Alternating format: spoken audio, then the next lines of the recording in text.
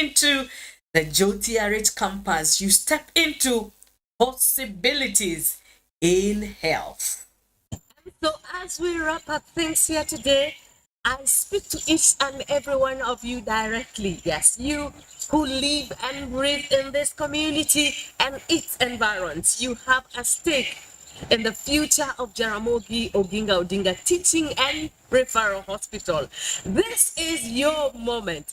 This public participation process, the one that will inform the gazettement of Jootrh as a national parastatal. It is not just a formality. It is a chance for your voice to shape history.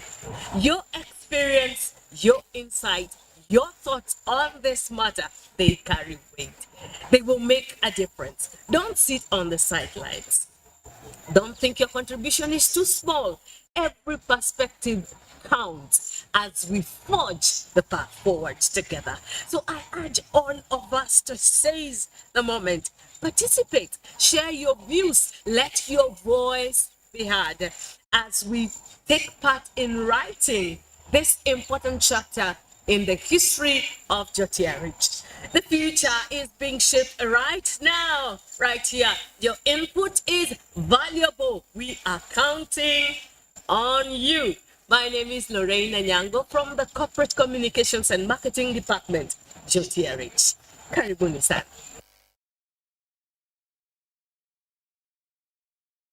Another round of applause. Asante. It's now my pleasure to welcome Tom Mwere. Tom Mwere is the board director of Jootrh. He is also the chair of the Audit and Risk Committee, Jootrh Board. He is also the chair of the Strategy and Transformation Committee. He puts also another hat. He is the chief executive officer of ACT International, one of the largest international NGOs in the development world. So let's put our hands together to welcome him to come and say one or two remarks before he calls our chair of the board to introduce the board members, and we proceed from there. Karibu sana Tom. Welcome.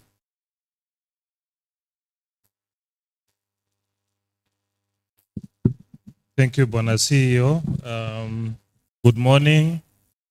Hamjambo. Habari za asubuhi. Oyaore. Erokamano. Mine is very brief, colleagues, and let me start by saying that I want to be guided by the protocols that have already been set.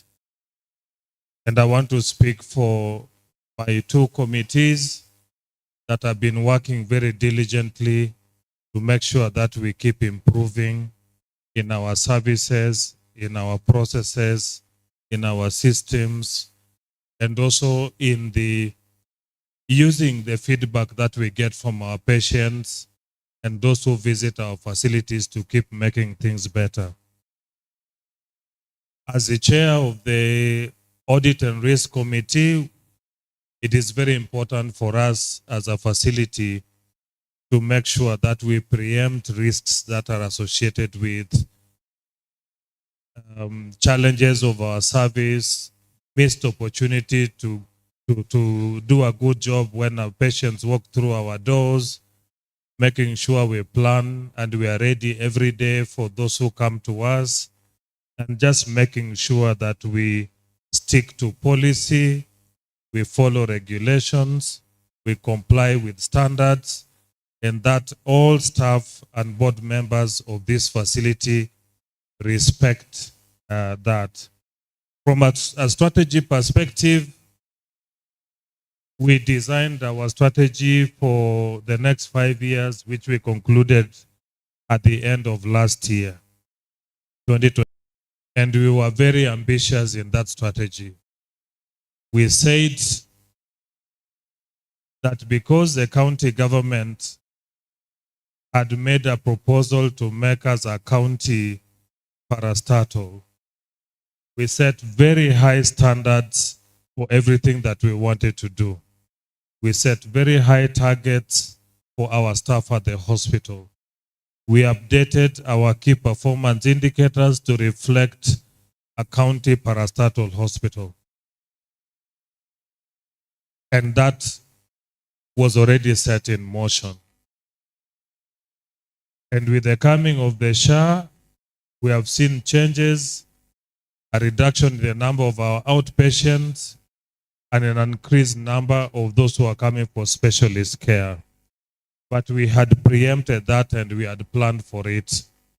And I want to thank the CEO and the management for responding accordingly and making sure that we are doing well in all spheres of our operations.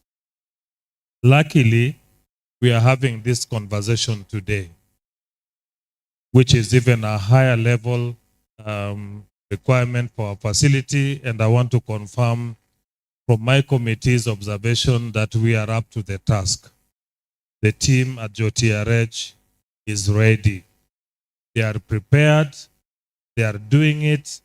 They have been working at it, and they are making extremely good progress. So with those few remarks, I just want to say that we are looking forward to your feedback today. Challenge us to make things better. Give us your expectations so that we integrate it in the future plan for this facility. Thank you very much, Bwana CEO, for giving me these few minutes to make these remarks. Santeni, good day. Yes, another round of applause for Mr. Were. In fact, at JOTRH, we are almost, all of us are almost doctors. So sometimes if I say a doctor, hata kama si daktari, mukubali tu ni daktari. I think there's something that he was to say, but I will mention it. We want to appreciate His Excellency the Governor of Kisumu County, Professor Anyang' Nyong'o. Professor Anyang' Nyong'o was the one actually who decided, with his management, with his team in the county, to make us a county corporate, a county parastatal. And it's after that now we are actually becoming a national parastatal. So let's put our hands together and appreciate Professor Anyang' Nyong'o and the Ministry of Health. It's now my pleasure to welcome the chair of the board, the acting chair, Mr. Achila. Mr. Achila is the acting chair of the JOTRH Board of Management. He is an accountant by profession. He's also the chair of the Finance and Accounts Committee. And he has been a veteran, in this space, supporting this facility for several years. And therefore, I request him to also introduce the board members who are present, also those who are not present, and make his closing remarks before we hand over to the county government of Kisumu to progress from there. Karibu sana. Short. Thank you very much, CEO, and allow me to ride on the protocol which has been set. I take this opportunity to welcome all the stakeholders who have honored this invitation today, which marks a very important event in the roadmap of JOTRH becoming a national level 6 referral hospital. And it's not been a very easy journey, but I thank the JOTRH executive management and the staff and the board of JOTRH and the county department of health, led by Dr. Gregory Ganda. We also take this opportunity to thank our governor, Professor Peter Anyang' Nyong'o, who is the vision bearer. We are just but agents to implement his vision. Thank you very much. And I would take this opportunity to request the stakeholders to feel free. This is your day, and make your contributions, which we expect by the end of the day, we have a win-win situation. Otherwise, I'll take this opportunity to introduce the JOTRH board, and I would request all the board members to be upstanding.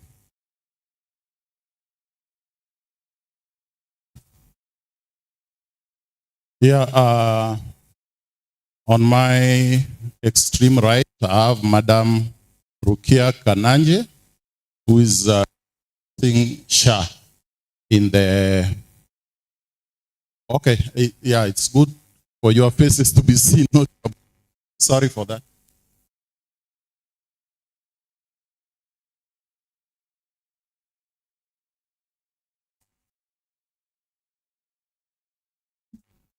You'll want to hear their voice? Definitely. So I'll start with the Rukia Kananje, who is representing SHA. Good morning. Glad to see you all. Thank you for coming. As Zia said, my name is Rukia Kanenje, co-opted member of the board. I represent Social Health Authority. Thank you. Good morning again. I already introduced myself. My name is Tom Were. I am a member of the board and I chair 2 committees, one on audit and risk and the other one on strategy. Thank you. Good morning. My name's Onchiri. I'm Principal KMTC. My name's Onchiri, the Principal KMTC. Congratulations, Kisumu, and thank you.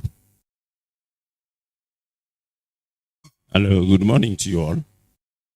My name is Herbert Otieno Carlo. I'm a board member of the JARAMOGI, and at the same time in charge of infrastructure, chair committee. Habari zenu, karibuni wote.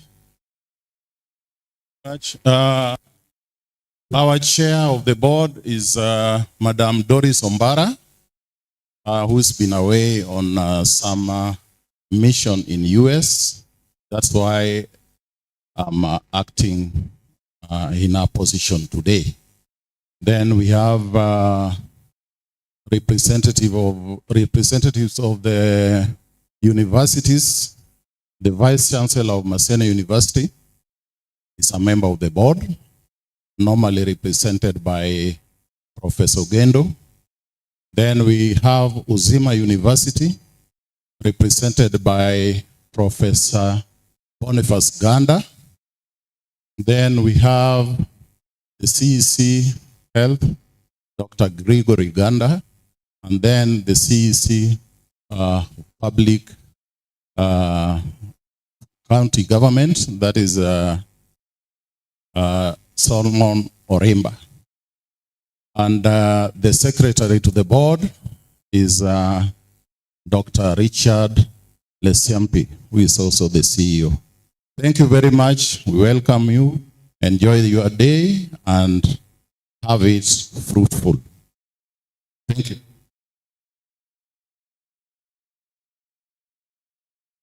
Let's put our hands together once again to appreciate the board of management of Jootrh. Asanteni sana. It's now my great pleasure.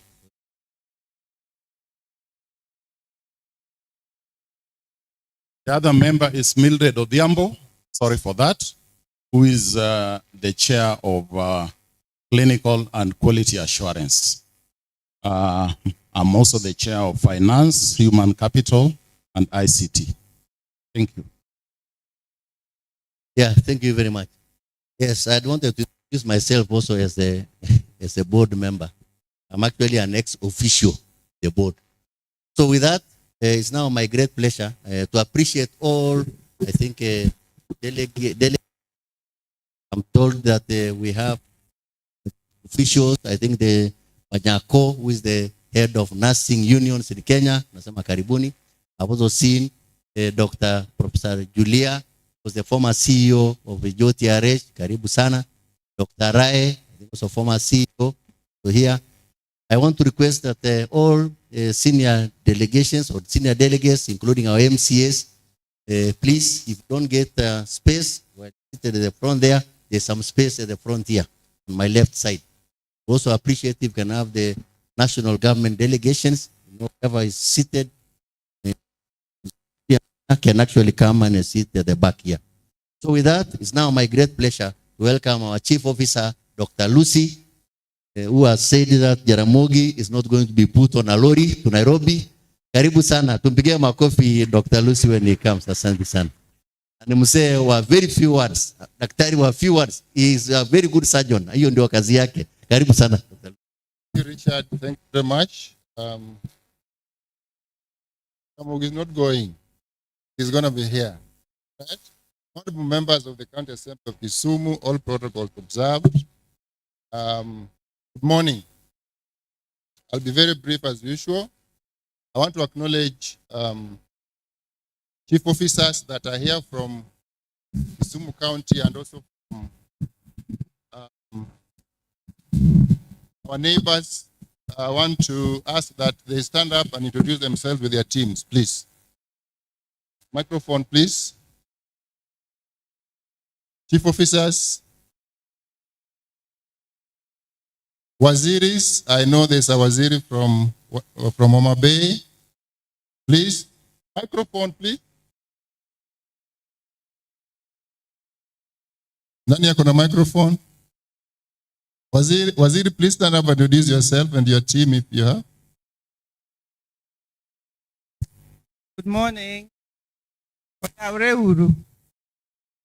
My name is Grace Mercy Akech, CCM for Public Health and Medical Services in Homa Bay. Dr. I'll take a minute. Kisumu. So this is here in this town.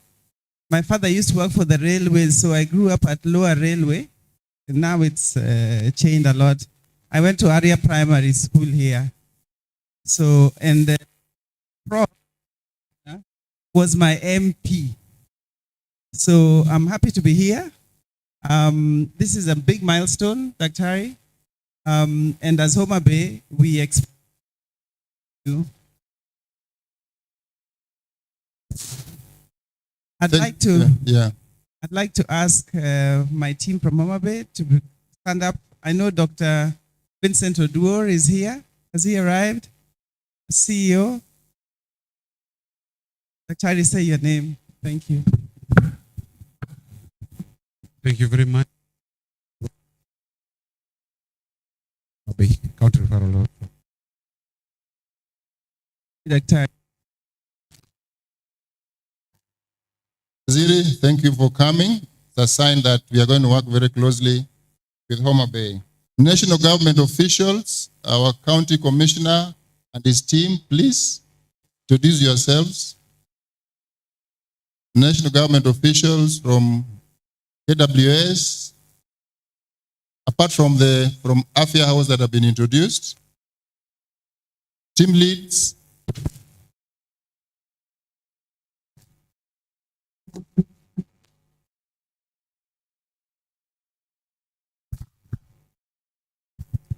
Good morning, everyone. My name is Amos Nyaro. I'm a warden with Kenya Wildlife Service, representing the Assistant Director for Kisumu and Siaya counties. I'm here with my colleagues. You can stand up and wave. Okay, thank you. Thank you very much, KWS. Union officials, I know Wanapanyako is here. Just introduce yourselves, but we are going to give you time to. Union officials, can be to you.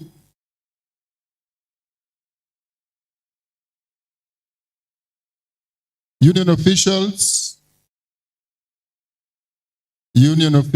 please. Bado Pika, yes. Thank you very much, Dr. This is Vincent Owa, Chairperson, Kenya Union of Clinical Officers, Kisumu County Branch. We sometimes run on the streets with you, chasing you, but at the end of the day, we always have a middle ground. Thank you very much. Our business community, civic society that are here. I know KEMSA is here, Equity Bank, KEMRI, civic society, please. Fred Olos is here. We may not give them the mic, but Kiwasco, the CEO of Homa Bay Hospital is here. Thank you, Dr. for coming. Yes, my brother. Yeah, good morning, everyone. I'm Michael Otieno Nyaguti from Magnum Environmental Network. I'm also a budget facilitator and a human rights and environmental rights defender. Good morning, everybody. My name is Audi Ogada. I'm the chair of Kisumu Resident Association as well as a human rights defender. Thank you so much. Oh, good morning, everyone. My name is Peter Kochiel, Chairman, Kenya National Informal Sector Lands. Now, I'm sorry for coming back, but for laboratory technicians and technologists who are in the room, I'm the person who forced the former minister to actually form a new board. I went to court, I went to CAJ. Mr. Ogada, you guys are just great. Yeah, we appreciate your input in all that we do because we work for you. Fred Hollows is here. Thank you very much. There's a team. Fred Hollows, hands up. You're great people because you make us see. The number of cataracts you have removed are very many, and therefore the people who are seeing are also very many. All health workers, we appreciate you. Ladies and gentlemen, really, today is the people's day, not our day. The people will talk to us today, and we will let the people talk. It's my honor and pleasure to invite Honorable Jagongo Vincent, who is the chair of the Health Committee at the Assembly. Karibu Vincent. Sometimes I call him Dr. Jagongo, and I asked him the specialty he wants to be. He told me he wants to be a gynecologist. I don't know why.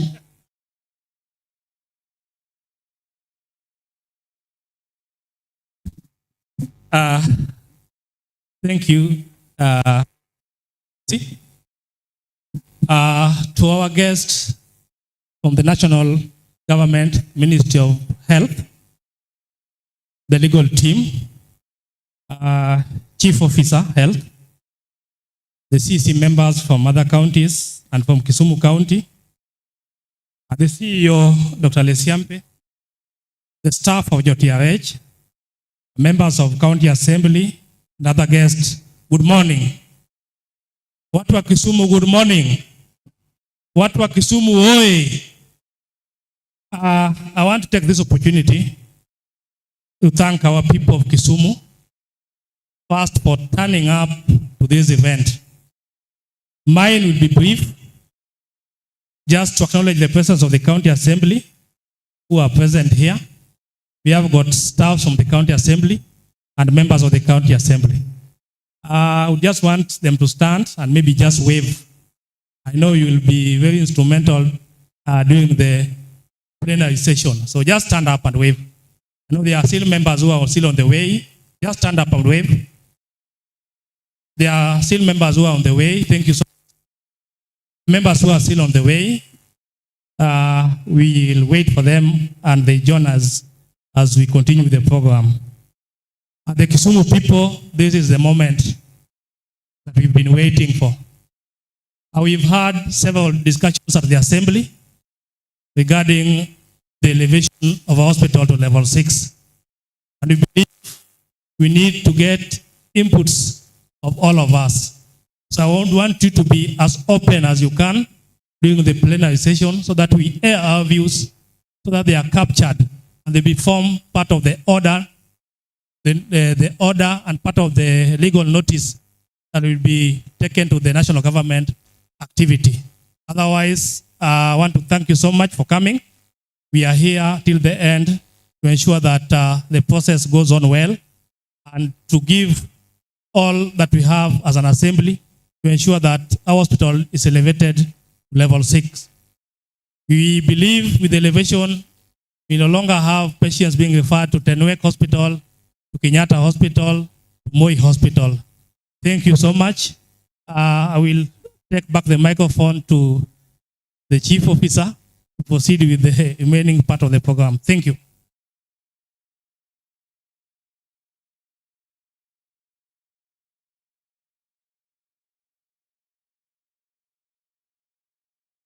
Ladies and gentlemen, we now want to invite the team from Afya House, legal team, so that we get into the details of what brought us here. I would like to invite Lillian, who's the lead legal team, to proceed with the rest of the day, but we'll be interjecting where necessary. She will tell us exactly what we want to do. Karibu Lillian, karibu wakili. Thank you.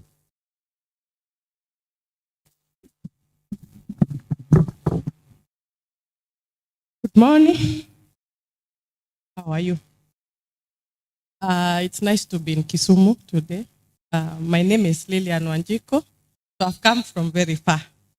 But I'm happy to be part of this team today.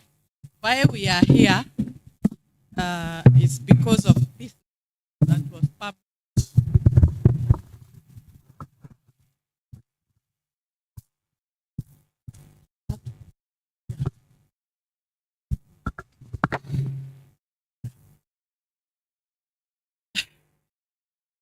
Now, I was saying the reason we are here today is the public notice that was published on the 30th of April this year towards creation of the JARAMOGI hospital. I have heard it's called Russia, the short form. Yeah, so the Russian hospital to become a level 6A. And we will go through the notice because it is the basis of today's public participation. Please note that we are here today to take your views. We are not here to fight. Yeah? I have a very, very young team of lawyers with me, but they have done a lot of public participation. They were part of the team that did public participation for social health. They have done them for the National Cancer Institute.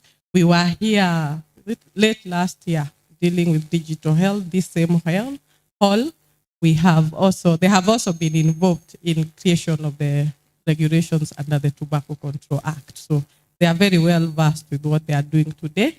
I would like to take cognizance of the fact that one of our lawyers, Sean Mogaka, is the one who drafted this legal order.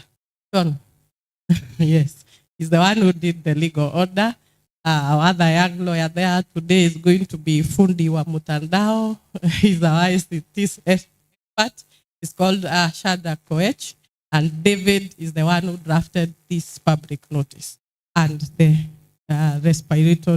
regulatory impact statement. So the public notice today, prepared under the Statutory Instruments Act, requires that we listen to the people. So we are here to listen to you. What we present to you is a draft. That is what the public notice states.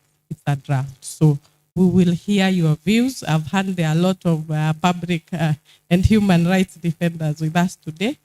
So we are not fighting. We will listen to your views. We will take them. We will write them down. Then they will be discussed so that what we present as the final order will be what the people of Kenya wants. Because once it's a level 6 hospital, it serves all of us in Kenya, doesn't it? Okay. That said, so I will allow David to come and do the regulatory impact statement. We will not do the whole of it. It's a whole document of almost more than 50 pages, so he will just do a short form of it. Then Sean will present to us the document that he drafted. Thank you, and most welcome.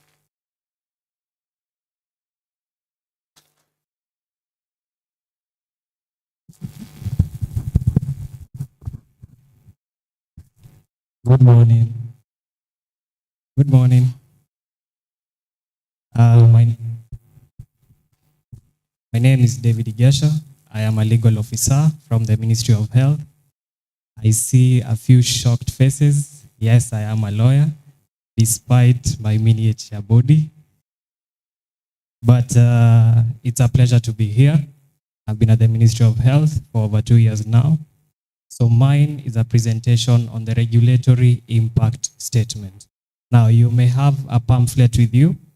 If you turn over to the second page, there is the regulatory impact statement, or as we like to call it, there is. So my presentation is a very, very brief overview, a very high level summary. And maybe before I get into the risk, maybe just a brief presentation on how we have arrived at the risk. Now, as many of us know, the body under the government that makes laws is the parliament. But we also appreciate that some of the laws that have to be made may be very many, and the role cannot only be mandated to Parliament. So what has Parliament done? Parliament has donated its legislative authority to other bodies. Number one, we may have the President making some subsidiary legislation, amongst them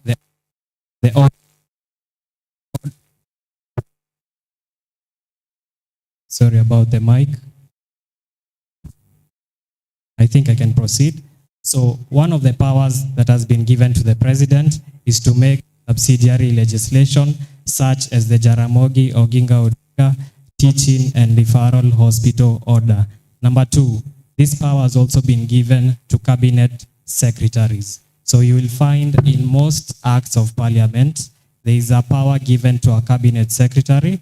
So in my case,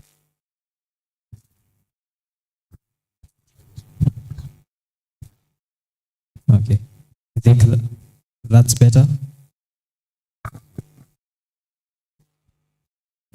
So thank you. So nilikuwa nasema pia cabinet secretaries wanapewa power ya kutengeneza sheria.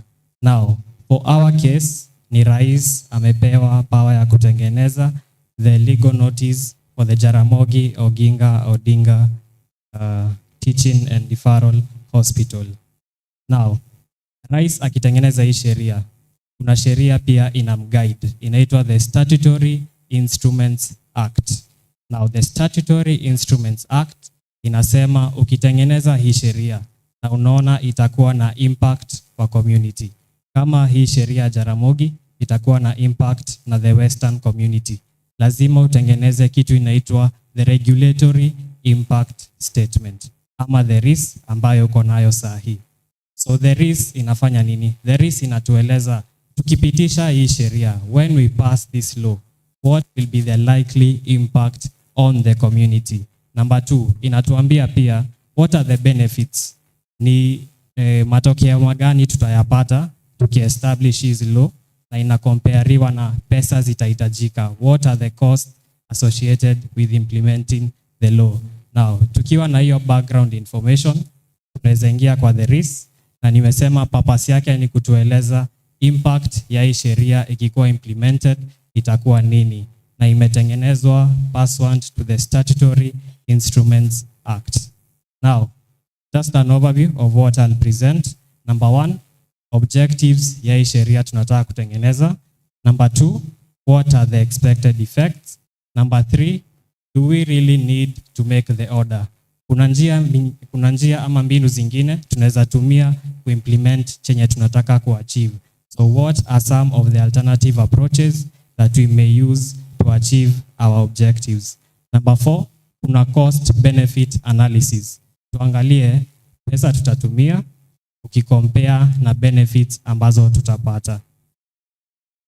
Now, vile nilimention, hii order inatengenezwa na rais, the President of the Republic of Kenya, na hii nguvu amepewa under section 3(1) of the State Corporations Act. Kwa hivyo rais ako na nguvu ya kuestablish state corporations.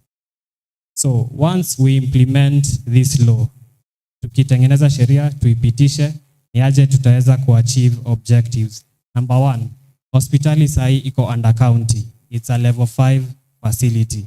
But once we implement the order, itakuwa under the national government.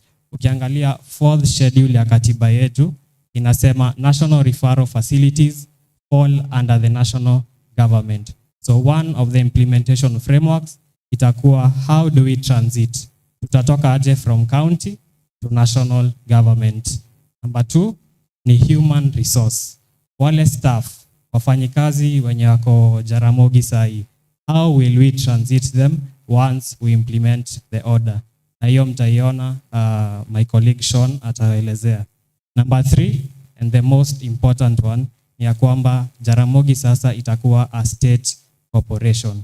Kwa hivyo itakuwa na more autonomy in decision making, kuappoint their own board, itatengeneza their strategic plan, na ita standardize their operations na other national referral hospitals kama KNH na zinginezo. So we can move to the background and the context. Hapa sitaongea sana. Tulikuwa na video mzuri sana ilituonyesha when this facility was established, how it has grown. But what ningependa ku-highlight under hii background is that the level 5 status, vile hospitali sahi ni level 5, ime-restrict sana in terms of its operation. Number 1, funding. Ukiwa level 6, pesa unaweza allocatiwa in the National Assembly. But as a level 5, that is an impossibility. Number 2, ikiwa level 5 sahi, ina-restrict in terms of recruiting specialists. Nimesikia wako around 84. Na ukiconsider kwamba hospitali ina serve a catchment population of 10 million people, you have to understand that they need more specialists. But as a level 5, that has been restricted. Now, the problem, as I've mentioned, is that it lacks the legal recognition as a level 6 facility, and I limit the national funding, the specialist, na pia capacity building. One of the issues to note hata while we were developing the law is that considering the lack of infrastructure, the lack of capacity as a level 5 facility, imefanya shida inakuwa transmitted to other hospitals. Best case in point, the MTRH, the Moi Teaching and Referral Hospital.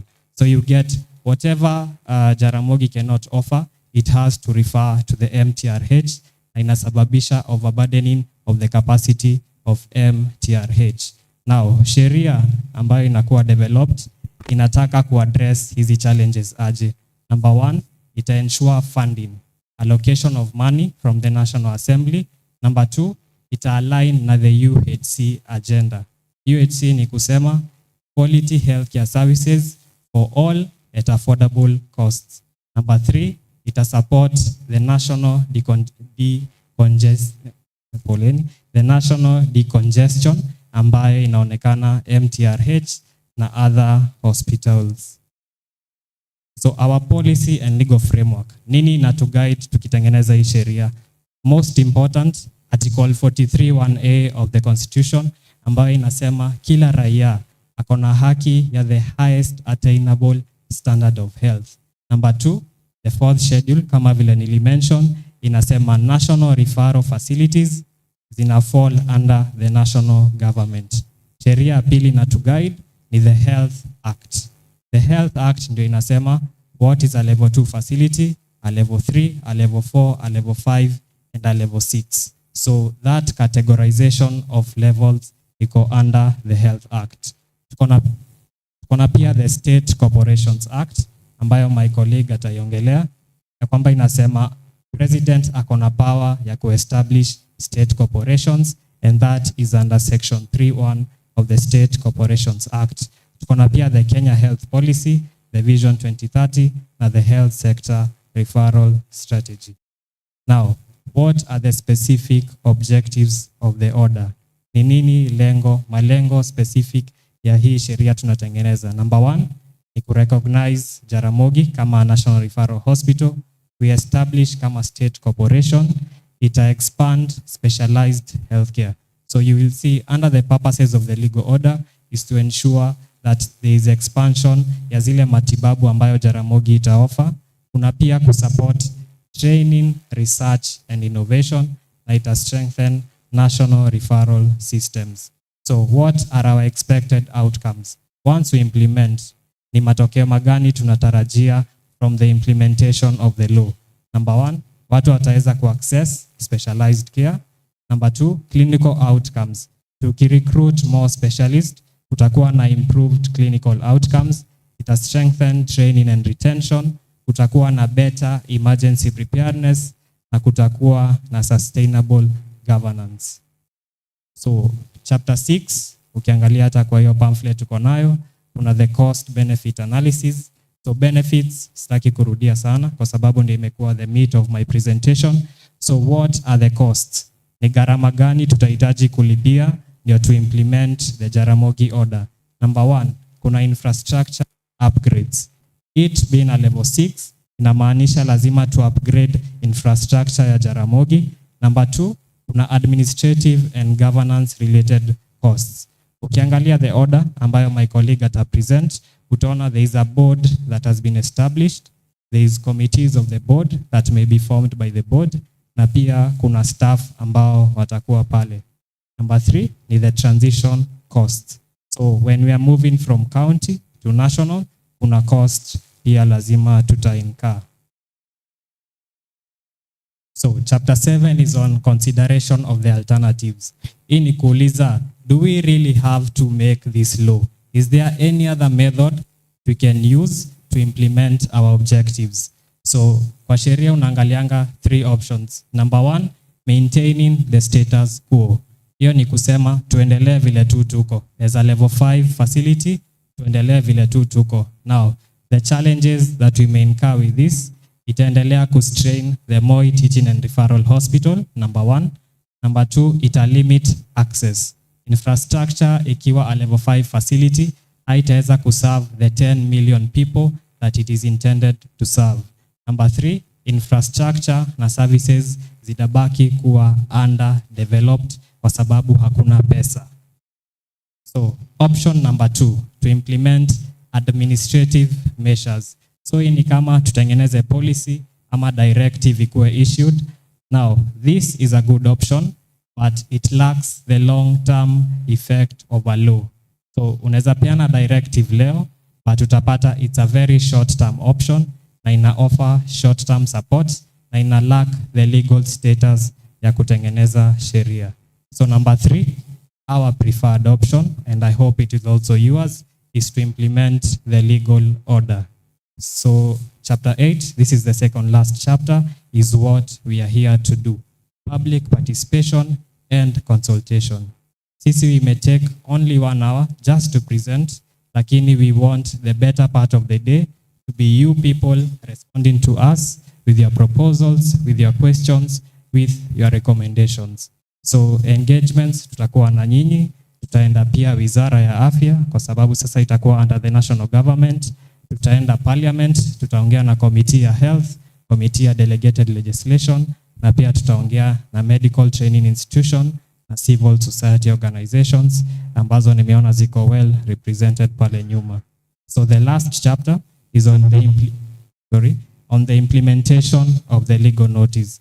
Hii kazi ya kuimplement hii order itafall under nani?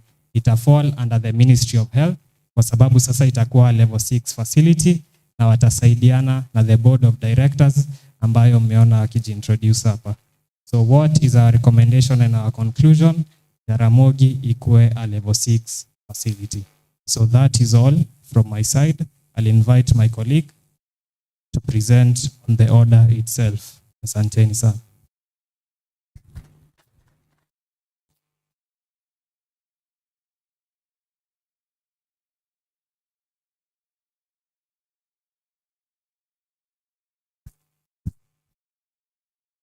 Hello? Okay, working. Now, I wanted before our colleague does the presentation of the legal order that we inform you that there is a form that is going around, not the one that you signed outside, but another one with Ministry of Health logo and the county government of Kisumu. And it's at down there, it's written attendance register.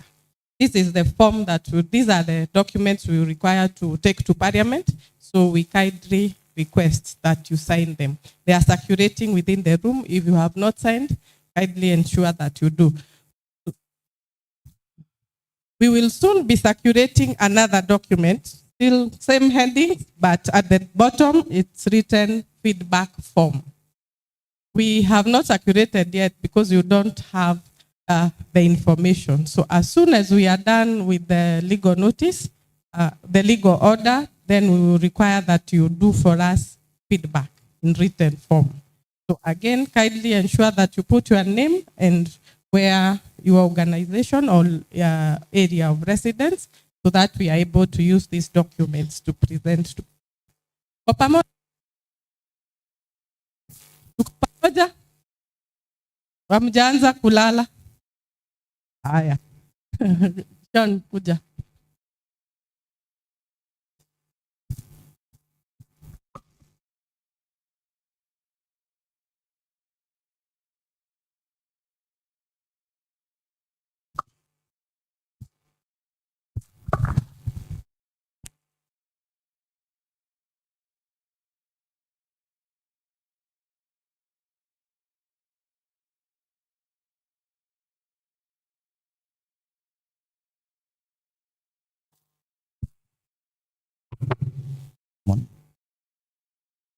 Good morning, everyone. My name is Sean Mogaka. I'm a senior state counsel at the Ministry of Health, Legal Division. I'll be taking you through the JARAMOGI OGINGA Teaching and Referral Hospital Order of 2025. It's a draft legal notice, and we'll be looking forward to comments and concerns or queries that you have on the same. Now, allow me to take you through the first part, which is just a preliminary, which really guides on the arrangement of the sections. I will now go into the next section, the State Corporations Act. The Act empowers the President, William Samoei Ruto, the power to establish a state corporation, in which this act is what gives the powers for JARAMOGI OGINGA ODINGA to be established as a state corporation by His Excellency. The order will go through is a section on interpretations where we'll give various meanings to parts of the act. The board, the cabinet secretary, the CEO, we've all given the specific definitions in this section. In regards to the purpose of the hospital, this has to be brought out specifically in the order. And the purpose of the hospital, as you can see, is to provide highly specialized healthcare services, including general specialization, discipline specialization, and geographical or regional specialization, including highly specialized healthcare for an area or a region. We'll also provide teaching, research, and training services on matters of national importance. That is the purpose of the hospital. The next section speaks to establishment of the hospital. This is an established state corporation to be known as JARAMOGI ODINGA Teaching and Referral Hospital. So this establishes the hospital as a state corporation. We talk about as a state corporation, it means you're body corporate, and that means these are the following things that are capable of being done as a corporate. It means you're capable of being sued and also sue. Taking, purchasing, or otherwise acquiring, holding, charging, or disposing of movable and immovable property, receiving, investing, borrowing, and lending money, and doing or performing all other things or acts, including entering into such contracts as may be necessary or expedient for the furtherance of the provisions of this order, which may be lawfully done, performed by a body corporate. And the next section now establishes the hospital as a level 6 tertiary hospital within the meaning of the section 25 as read with the first schedule of the Health Act. Now, the headquarters of the hospital shall be in Kisumu. And despite the paragraph, the hospital may establish such units or satellites as it considers necessary in order to properly discharge its functions. And which I'll now go to the next section. I'll speak to the functions of the hospital. They shall be to receive patients on referral from other health facilities within or outside Kenya for specialized healthcare, provide multi-specialty referral healthcare services, including public and private, outpatient and inpatient diagnostic services, treatment, surgical treatment, and other related medical services, provide facilities for medical education, training, and research in medical and other related services directly or in collaboration with health facilities and academic institutions within and outside Kenya, train healthcare professionals in medical and healthcare related disciplines, including through providing postgraduate training and internships and support to health facilities that are close to the hospital as may be appropriate. Conduct research on matters related to the provision of healthcare services. Provide policy advice and make recommendations to the Cabinet Secretary on matters related to the provision of healthcare services and specialized healthcare services, and perform such other functions as may be prescribed in any other written law or as necessary for the performance of the functions of the hospital. So now, being a state corporation, there will be a board, and the board shall have certain powers which we have brought out within this legal order. They shall have the power to manage, control, and administer the assets of the hospital in accordance with the Public Procurement Act and Asset Disposal Act. They shall open such bank accounts for the funds of the hospital as may be necessary. They may determine the provisions to be made for capital and recurrent expenditure and for the reserves of the hospital. With the approval of the Cabinet Secretary, for the time being responsible for matters relating to the National Treasury, invest any surplus funds of the hospital not immediately required for the purposes of this order as the board may determine. They may receive gifts, grants, donations, or endowments made to the hospital or any other monies in respect of the hospital and make legitimate disbursements therefrom in accordance with provisions of this order. Levy or charge fees for the services rendered by the hospital as may be determined from time to time by the board. Enter into association, collaboration, or partnerships with such other bodies or organizations within or outside Kenya as it may consider desirable or appropriate and in furtherance of the purposes for which the hospital is established, and undertake any activity necessary for the performance of any of its functions. So now I'll talk about the next section, which talks about the composition of the board. There'll be a board of directors of the hospital, and it will comprise of an executive chairperson appointed by the president. It will also consist of the principal secretary in ministry responsible for matters relating to health or a representative designated in writing. The principal secretary for the National Treasury or a representative designated in writing. The attorney general or a representative designated in writing. The vice chancellor of Maseno University. The director general of health.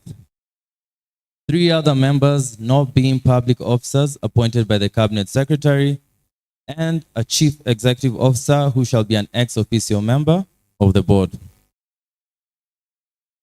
The appointment of the chairperson and the members will be done through gazette notice. Next, I'll talk about the qualifications for appointment. Has served in a senior management level for a period of at least 5 years and meets the requirements of Chapter 6 of the Constitution. The next section talks about the terms. The chairperson or a member of the board shall hold office for 3 years and will be eligible for reappointment of one further term of 3 years. And we'll talk about the vacation of the office. A person shall cease to be a chairperson or member of the board where that person is unable to perform the functions of the office by reason of prolonged physical or mental illness, is otherwise unable or unfit to discharge his or her duties, is adjudged bankrupt, is convicted of an offense and sentenced to imprisonment for a term exceeding 6 months without the option of a fine, is absent from the 3 consecutive meetings of the board without lawful cause, resigns by notice in writing to the appointing authority, dies or is removed from office in accordance with the provisions of the Constitution or any other written law. The board is also allowed to establish committees to allow proper discharge of its functions. It's allowed to co-opt members where knowledge and expertise is necessary in order to reach certain directives. And a co-opted member may attend the meetings and participate in deliberations, but they will not hold a vote in any of those such matters. Okay, the next section now talks about meetings of the board. The board shall meet at least 4 times every financial year. The chairperson shall preside over all the meetings of the board, and quorum of the meetings of the board shall be 5 members. Now, the board is also allowed to delegate its powers. It may delegate to any committee of the board or to any member in writing by exercise of the powers, and the empowered to by virtue of this order. I think now we'll talk about the next section, the Chief Executive Officer of the hospital. The board shall, through an open and transparent and competitive recruitment process, appoint a qualified person to be the Chief Executive Officer of the hospital. A person shall qualify for appointment as the Chief Executive of the hospital where the person is a registered medical practitioner, holds a master's degree in a health-related field from a university recognized in Kenya, has had a distinguished career in a senior management position in the private or public sector for at least 10 years, holds at least 10 years post-qualification professional experience, and meets the requirements of Chapter 6 of the Constitution. They shall serve on such terms and conditions as the board may determine, and they shall hold office for a period of 3 years and shall be eligible for reappointment for one further term of 3 years. In the performance of the functions and duties of the office, the CEO will be responsible to the board. He shall be the accounting officer for the hospital, be responsible for implementing the decisions of the board, the day-to-day administration and management of the affairs of the hospital, and the coordination and supervision of the staff of the hospital, and perform any other duties as may be assigned by the board and any other written law.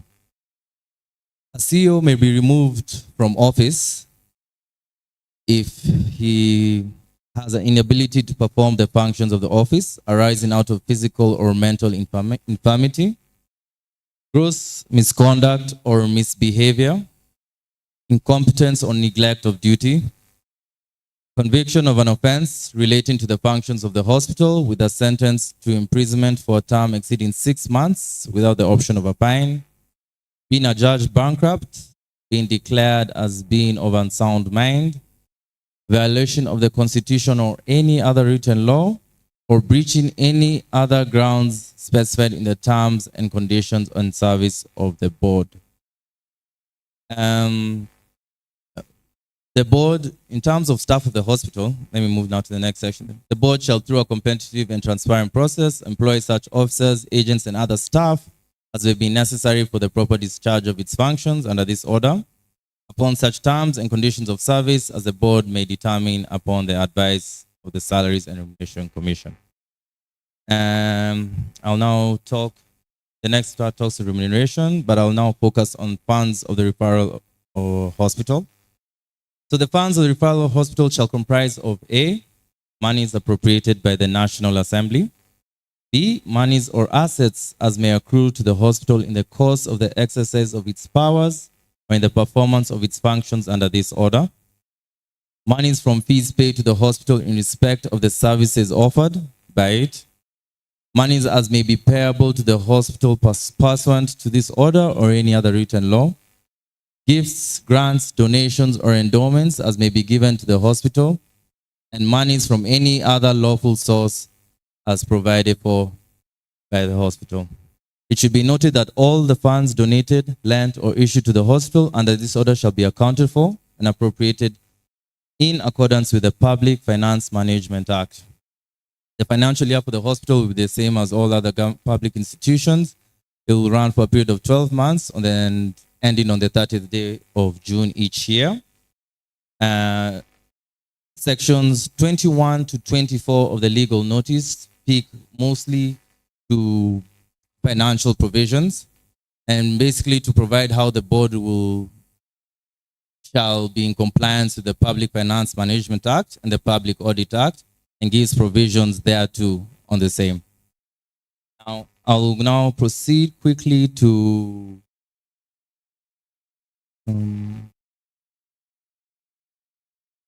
I'll now talk about the transitional and saving provisions. For purposes of this paragraph, former hospitals will mean the JARAMOGI, OGINGA, ODINGA Teaching and Referral Hospital existing immediately before the commencement date of this order. which is also should be important of note, a person who immediately before the commencement date of this order holds or is acting or is an employee or staff of the former hospital shall be deemed to hold the same office or its equivalent under the hospital on the terms and conditions as may be determined by the board. So there we have a transition for the staff to know that they're within this provision, they're able to continue with their role under this order. And lastly, any agreement, contract, project, memorandum of understanding, or any other binding instrument entered into, under, or in respect of the former hospital before the commencement of this order shall continue to hold and be implemented by the hospital. Now, I am done with the presentation. This is just a brief overview where I try to touch on the salient features, the legal order. But we are here and available for any comments, queries, concerns, comments. We are happy to receive the same. I'll be seated there on the corner. And thank you so much for your time. I appreciate being here. Thank you so much.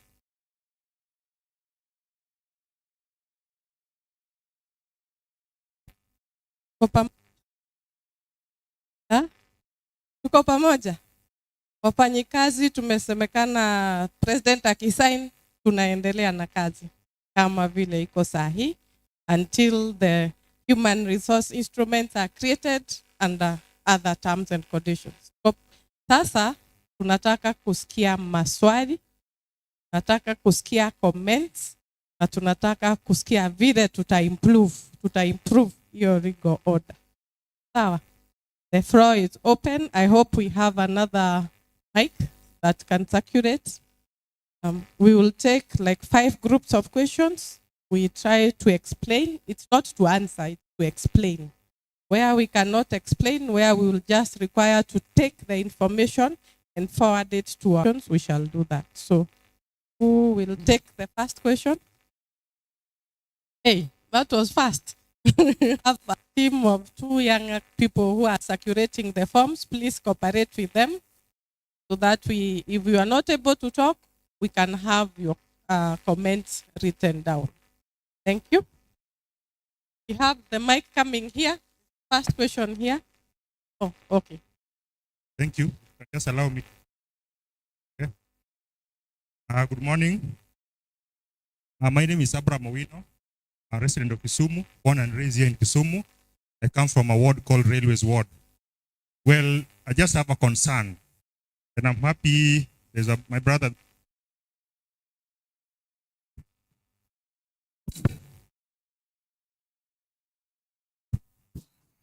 My brother. So my brother has talked about transition. And in the recent past, we've had a lot of challenges when it comes to transition. So as a public and as a concerned citizen, one, I have a reservation, the transition. In this aspect, will the transition ensure that there are no casualty in terms of human resource? That is 1. 2, the patients who have already been enjoying the services in different spheres. And 3, and other complementing services that have been offered in the same institutions. So my question, have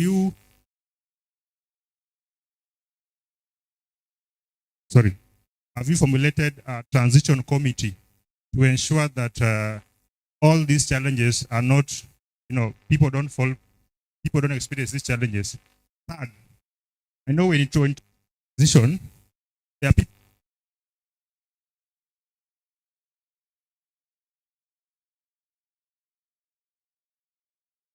I know already there are people already working there. And I know in every institution, there are always interest. That's what we must say. So how are the interests of the people who are working inside there are not going to affect or have a negative impact on the transition to ensure that even if we are transitioning from level 5 to 6, we don't have a lot of casualties on the same. Thank you.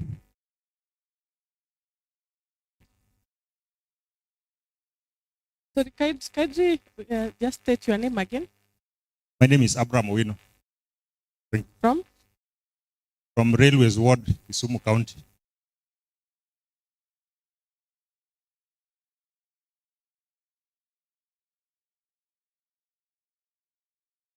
Can I have the next question?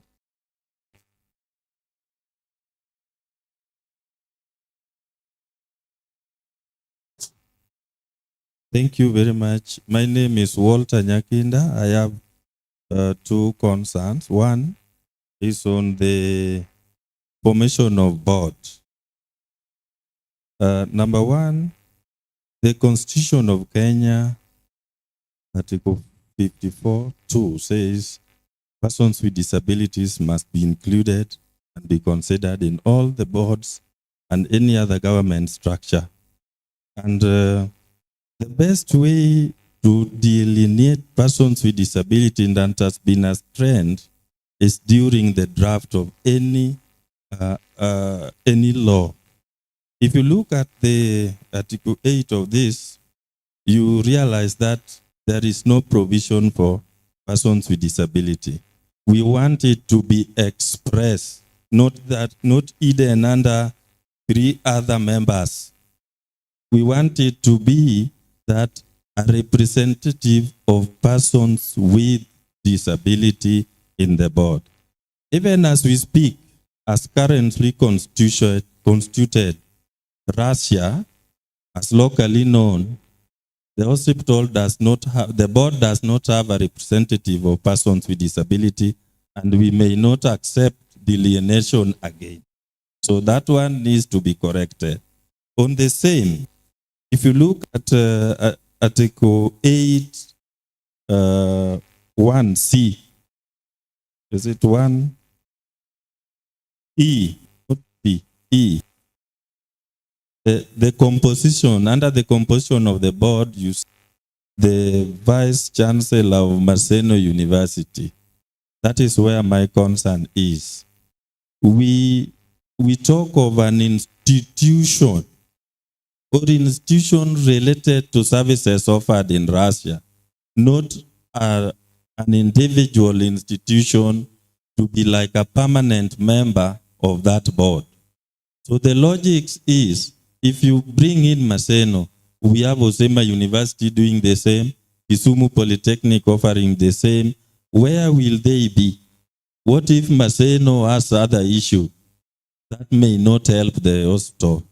And therefore, you put it here under the law. So it will force the whole process of going back to Parliament for this one to be reviewed.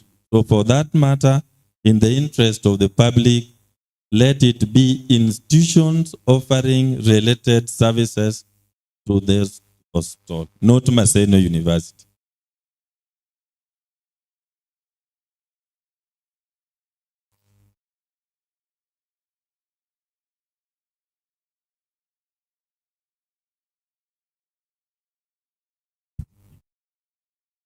Thank you. Vincent Jagongo, member of County Assembly and the chair of Health Committee. I also have an issue with the composition of the board. Maybe you just take us through the composition of the board on a slide.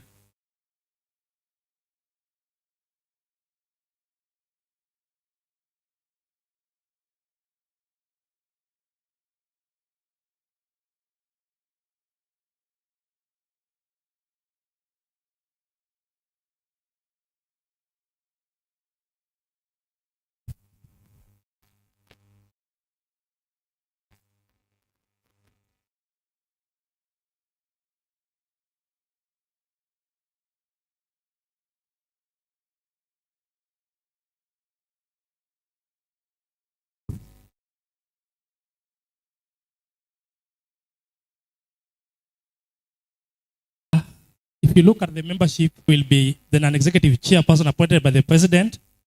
The second member will be the principal secretary PS in the Ministry of Health, that is the responsible ministry.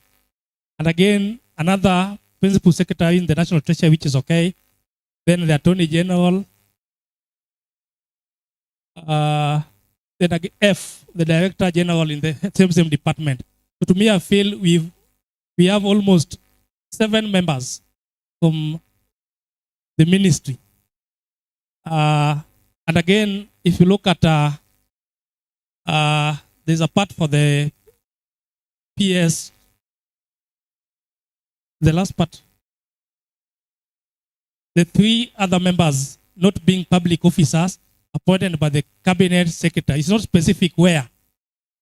The PS can decide to appoint somebody from any other part of Kenya. But again, that one, I think that will be this sponsor is the members from a region. Like let's say the hospital is within this region. Where will the members from this region fall in the board of management? Thank you.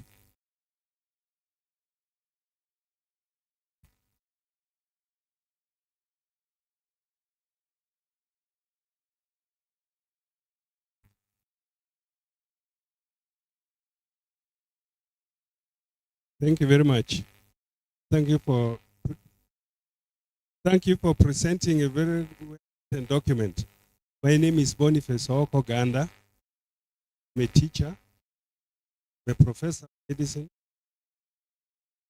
I also have an issue which has already been alluded to. Number C, the Vice Chancellor of Maseno University will be on the board. That is tying the hands of the minister to appoint anybody competent.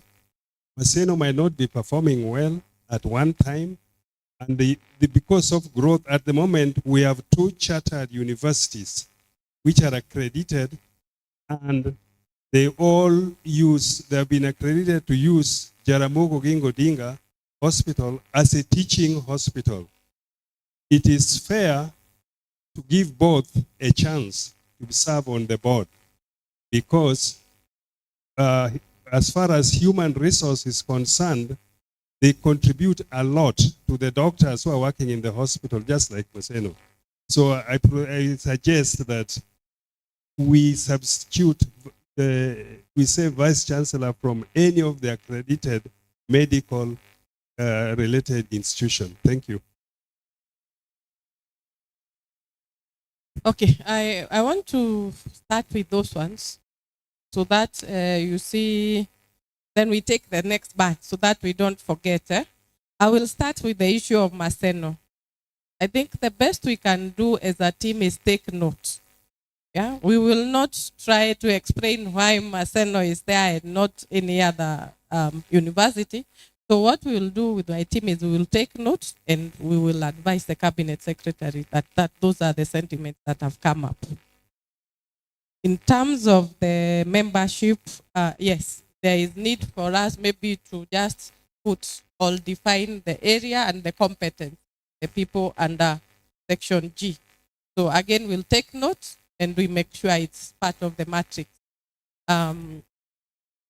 You want to do a follow-up question? That is, it is easy. Just a suggestion on the openness. My suggestion is we have somebody from either the county government where that hospital is situated to be part of the team, CC member or the chief officer. Okay, I am sure we have taken note of that also. So there are 3 members. We can take note that one of them be a member of the county. Yes, so we'll take that note. I want to imagine maybe the county has something to say, the county executives. On the same note, we are still on the same question before we go to the next one. Yes. Thank you very much. I'm the Director, Medical Services in the County Government of Kisumu. The facility is located in Kisumu. The people, 80% of that who are going to be treated at JARAMOGI is from Kisumu. The health outcomes, whether death or outcomes, is from Kisumu data. That makes it very vital that Kisumu Health Department, one, must be represented in the board. As much as it is national, but everything going to be done, 80% of those who are going to be treated here is Kisumu. If a mother dies in JARAMOGI, it is Kisumu death, not JARAMOGI, not national death. It is the data of Kisumu County Department of Health. That is the reason why it is important. It is not should be or not. You cannot have a board, all of it from national, but you're treating and making the data of Kisumu County Department of Health. That's the reason why we are saying either CC, Chief, or Director of Health must be in that board for Kisumu County. Let us finish with that issue. We have said we will take note. We have this feedback form. You see this feedback form? If you put it down, it will be in your words, not what I will have paraphrased it in my word. But we have taken note of that and the suggestions under G. Yes, under G. Okay? So we next go to the next issue. I have started from behind. So from Walter about PWD. Again, we have taken that into consideration, and we will also be putting our report while quoting the Constitution and the need for to have someone representing the people living with disabilities. So again, we have taken notes. The issue of Maseno, we have already addressed that. Then there's Ibrahim, the issue of transition. The transition committee is provided for in this order. It is a draft order. We have not started the process of transition. So the first part that we need to deal with is the signing of the order, so that the hospital is able now to start the process of transition. And the order has required that a committee be formed to deal with transition of staff. Of course, guided by the Public Service Commission and the other laws that apply to transition of staff. So I believe the county, together with the national government, will work towards ensuring there's a composition that takes care of all the membership of all the people working within the institution. So the creation of a committee is already envisioned in this legal order.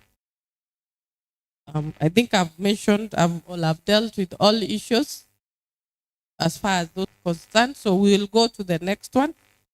And please, I keep asking, we may not listen or record. Not listen, we will listen. We may not record it as you would in your own words. So hata kama ni kwa Kiswahili, andika kwa hii karatasi. Because this is a record. This is a record we will take with us to Parliament. Okay? So they will also read through to see whether we dealt with their issues as you propositioned them.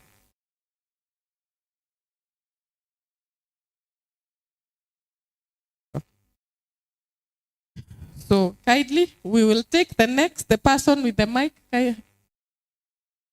There's a lot of hands up.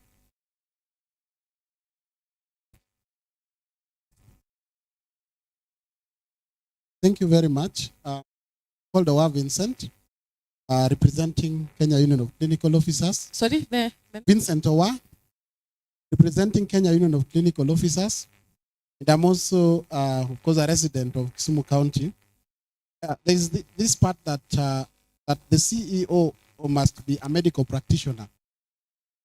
I think that we are not being fair, because we need to give the opportunity to competent Kenyans to be able to run the facility. We have, thank you very much. We have medical practitioners who have done well as CEOs. They've performed well. But we also have non-medical practitioners, administrators, managers, who have also managed institutions, health institutions so well. So I suggest that we replace the word medical practitioner with someone with the competencies that are required to be able to hold that office, so that we don't limit other Kenyans. Thank you. I think due to the demand from the public, we will answer. We will take note of that one first before we go to the others. Yeah. Okay. Team has taken note. We will, of course, take that as part of our report. Please note, one of the documents we have to make from this engagement is a public participation report. That will say, yeah, that is what everybody wants. It cannot be a lawyer. Let's go to the next question. Thank you very much. My name is Reverend.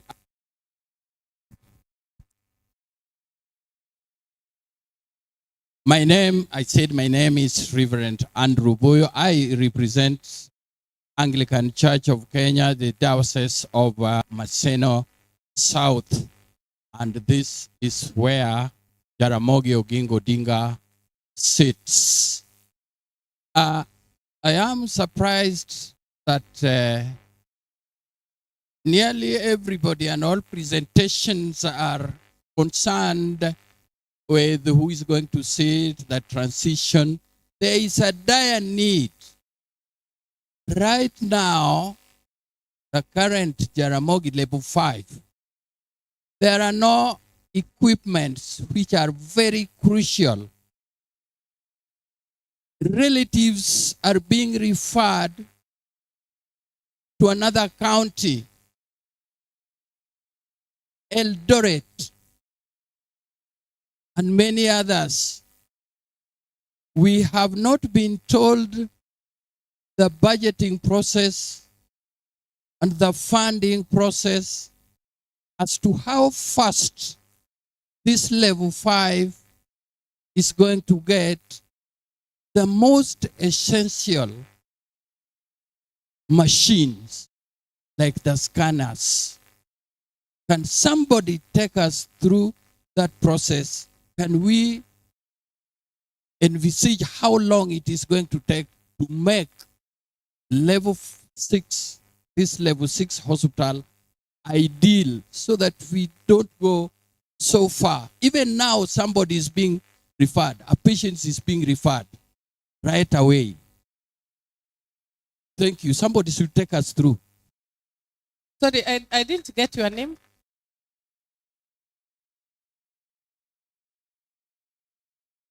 My name is Reverend Andrew Boyle from Anglican Church of Kenya, the Diocese of Maseno South.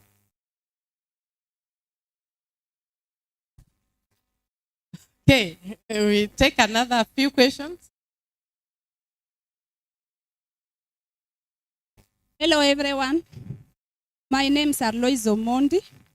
I'm a champion for mental health in Kisumu County. I'm a person with disability. I'm concerned with some other. First of all, my fellow partner said on issues of the disability of be having a board member. In fact, we have been talking more about it. And it's not only not board member. In every committee, we should be having a disability representative. I think you are not the person to be speaking for us. That is also another thing. And therefore, we should also be coming up with the act which was signed by our president just recently, of the desk and so on, of everything with the disability. Another thing that I'm going to talk about is on issues of the referral. And I think it has been our real problem. As a champion for mental health, my fellow persons with mental illness or mental disability, or in a number of cases, they make a rapport. I know you feel a person with a mental disability, you cannot just talk to such a person. And you feel there is a rapport. And therefore, our people have been coming direct to Jootrh. And therefore, in that line, I think Dr. Lesiambe knows very well, and some have even been coming there for the waiver because they don't have the shaft of the type of the disability. They doesn't have even ID and anything, and they are neglected. So if there have been a rapport, we feel that we should be given a chances to be seeking the medication, not to be pushed away that we must be referred, because our assistive device is drugs and medication. Thank you.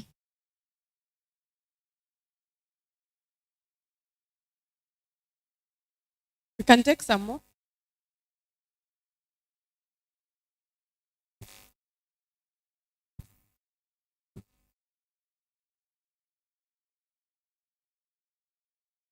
Yeah. Thank you so much.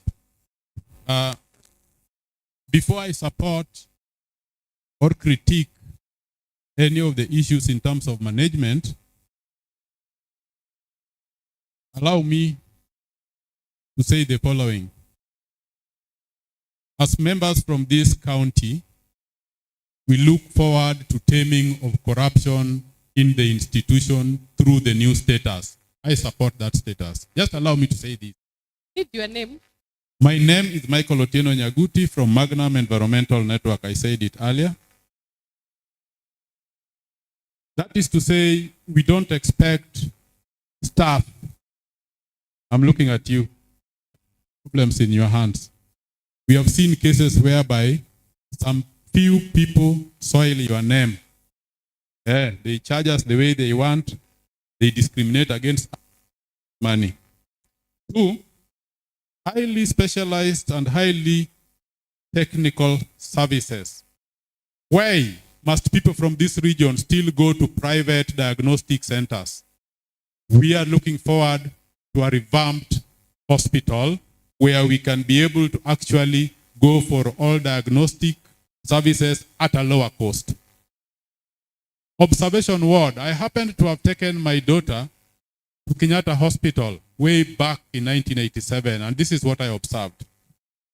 There is supposed to be a ward where one can be observed for 2 or 3 days before that person is taken in ward. We have a problem in this county particularly, and that is why I'm happy with this. Even if you go to the so-called general hospital down here, everybody is lumped in a same room. Awe na TB, awe na nini, communicable. We need to see that kind of standard rising to that will help us. And there is also need for more wards, facilities. We are looking forward to that with the elevation of the hospital.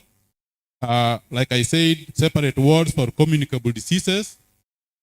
Drugs availability. If you go to that hospital, hata kama umeumwa na a dog, you will still have to go for those things outside. Ndio ulete dungwe. Why must we suffer from such things? Snakes and dog bites and things like that. We are looking available in the facility. Now let me go to straight away. Emergency services must be enhanced. We are looking forward to that. People who go to Jootrh, for example, right now, you people are overwhelmed. And I strongly believe you accept it. I've had an opportunity to work with the county health management team as a budget facilitator, and this is one of the things that they told us. Many staff go abroad for further training, they don't come back, and therefore the staff levels go down. We expect that when people go for training, hopefully they will come back to serve the institution. And that should be part of a clause that when they go for further training, they come back, serve before they can shift, so that we don't have staff reduction numbers. Another thing is that it has been said, but Madam, I wanted to say this. Having Maseno on the board limits others. It is very discriminating to other institutions that are also dealing with the same. Open it up so that we can be represented. You know, statutes are put into place not permanently to serve just one institution. And the last one being the issue of CECM that Bwana Chopper. You know, this man is a super MCA in this county. When he raised that concern, I also felt it is important that Kisumu County must be on board. That hospital will still rely on the services of Kisumu County, who will intervene on their behalf if Kisumu County is not represented by choice. I want to end there by saying that on the issue of the chief executive, it may be unpopular, but this is coming from me. Why do we have people who have specialized in education manning those facilities of education? It is important that we give the medics the only opportunity that they have to serve as the chief executive of that hospital, because when they will be sitting down with the board and going through the budget lines, they will be able to itemize all that is required in the hospital in terms of diagnostic equipment and any services that needs to be done. When you put in any Tom, Dick, and Harry, whose only interest is to make money out of being the chief executive officer, I think that will be wrong. But again, remember, already in that section 8.1, it is indicated that that person who is a medic, who is a specialist, must also have done some accounts and also have been a manager at some point. So give to Caesar what belongs to Caesar. I went up with that, and I medics, this is your opportunity to also take leadership in this hospital. That is mine.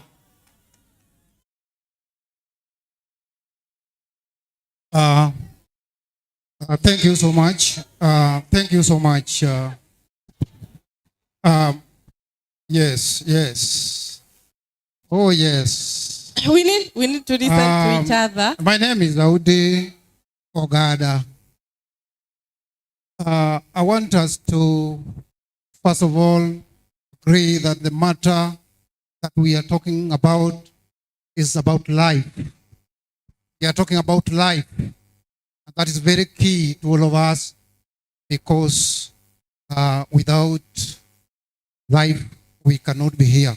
So allow me to say this, that the right to health is a fundamental human right guaranteed in the Constitution.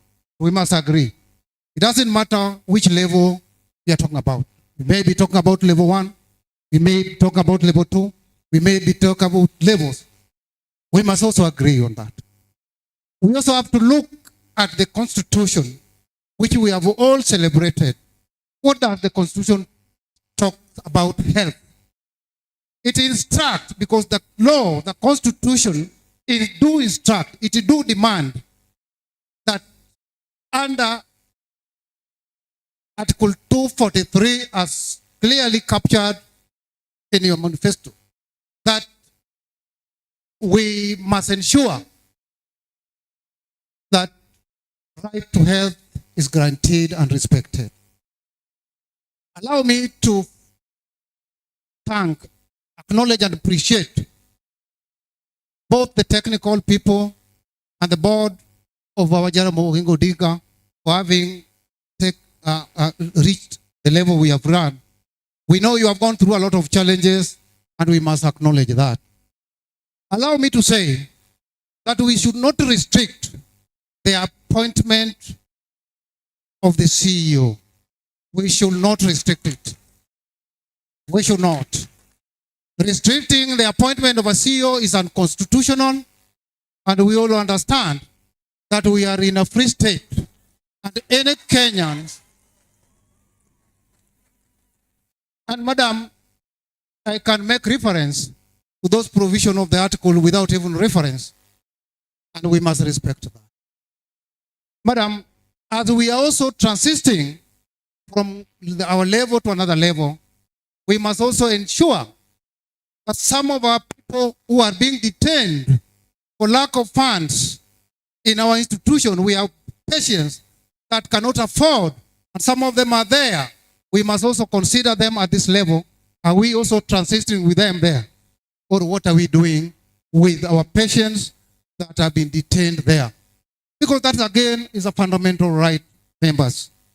Allow me to go further by saying that public participation, again, in our Constitution doesn't end with just giving information. It goes all the way to implementation process. To us people who understand our role as a community, our role as citizens, it is the beginning for us to monitor and ensure that whatever is moving must be not against the Constitution. Members, allow me to say this.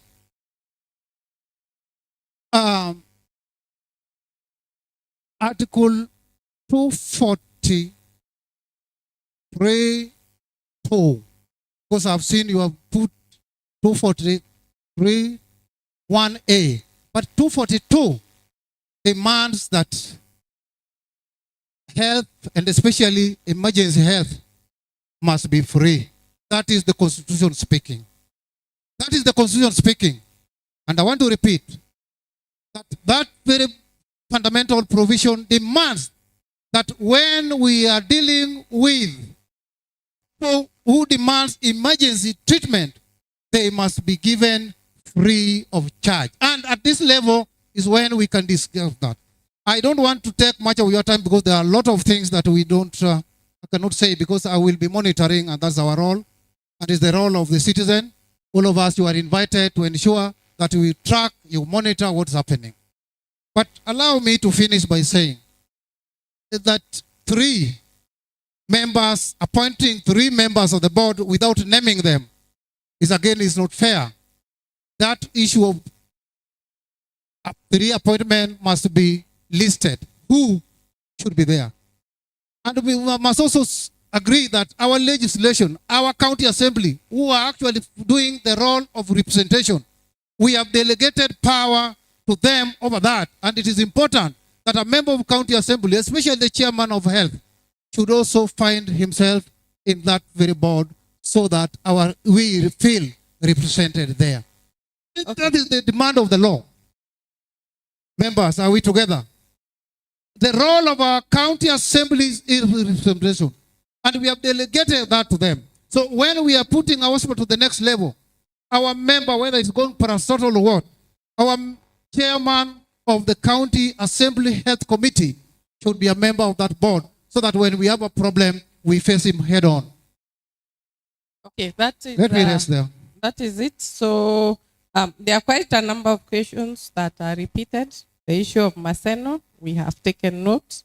The issue of G, the 3 members, to be specified who they should be. Please note that we are working under Mwongozo, which requires that there can only be 7 to 9 members.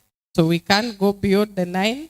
So we have to work through with what is provided by the law and what our cabinet requires, that we cannot go beyond 9 members. So we have to have this conversation ongoing until we settle. But we will be suggesting that we will be ensuring that amendment is done so that we have a proper description on who these people should be. Okay? The other issue of inclusion, a member from Kisumu County, we have taken note. There are issues that Reverend has raised, which to me are supporting why we need this legal order.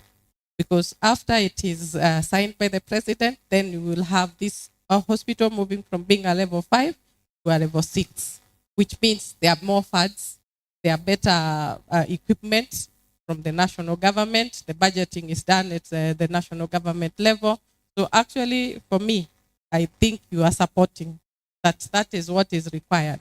As to how that will be achieved, I may not have the capacity to do that. I would have to ask the county to tell us how to do that, because we still don't have a national government structure that has taken over the hospital.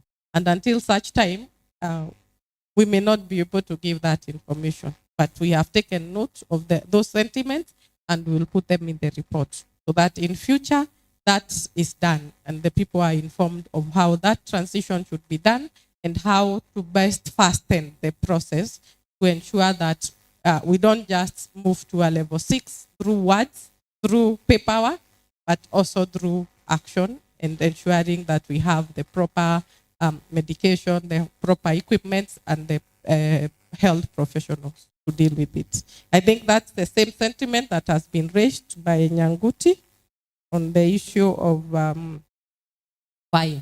I think also, I would say he's also supporting this legal order. If you feel that I've not substantially handled any concern, please note that we are not the decision makers. We do the report, the county government through the governor, and of course the CS will have to look at our report and decide on how to best make this legal order work for the county of Kisumu and for Kenya, for the hospital. Okay, so we go to the next number of questions. Reading on the established protocols, good afternoon. I am Dr. Kesh Clifford from JARAMOGI OGINGA University of Science and Technology. We are happy about this development as a university and glad that this is happening. I, however, have maybe two concerns. In Chapter 6, the function of the hospital, where there is receiving patients on referral. We appreciate that it is becoming a referral facility. And I believe this is a challenge that we've even had with the rolling out of the SHA. Does this limit the patients that are seen to those that are referred to the facility? One, and if that be the case, is there any provision, can there any provision be made to ensure that even people that are living just by the facility do not necessarily need a referral to be able to get care from there? Some matters of health are time is health or time is life in certain circumstances. And waiting, or rather starting off from a low level facility when there is a high level facility right there might be a life-changing difference. So this might be put in somewhere, maybe in the transition, if it's possible to maybe have a satellite opening or a satellite clinic that is able to receive patients directly and not just on referral. It might reduce the benefit of the people from Kisumu County who might be of great benefit, who have constantly been benefiting from the space that the facility has been previously. Secondly, I am in agreement with the team that the CEO ought to and can be from any quarter of service, and being able to lead, thank you very much, being able to lead and being able to get advice. On the portion of the advice is where I bring on the point of having looked at this entire board. It is possible that the board will consist of a team that is devoid of anybody that has any medical or clinical practice or experience. I therefore suggest that not necessarily the CEO, because there are so many people sitting in the board, and by the end of the day, it is a team. Is it possible to have a nurse or a clinician or a doctor, whoever it is, from the clinical and medical practice as part of the board? And I feel that has to be mentioned somewhere, maybe in the three that are not specified. I think it is very important that we have somebody that is aware of health matters, that is aware of clinical matters being part of this board. If we proceed this way, we shall end up with a board. We are likely to end up with a board that might be either very political or almost without any technical expertise and advice. Thank you very much.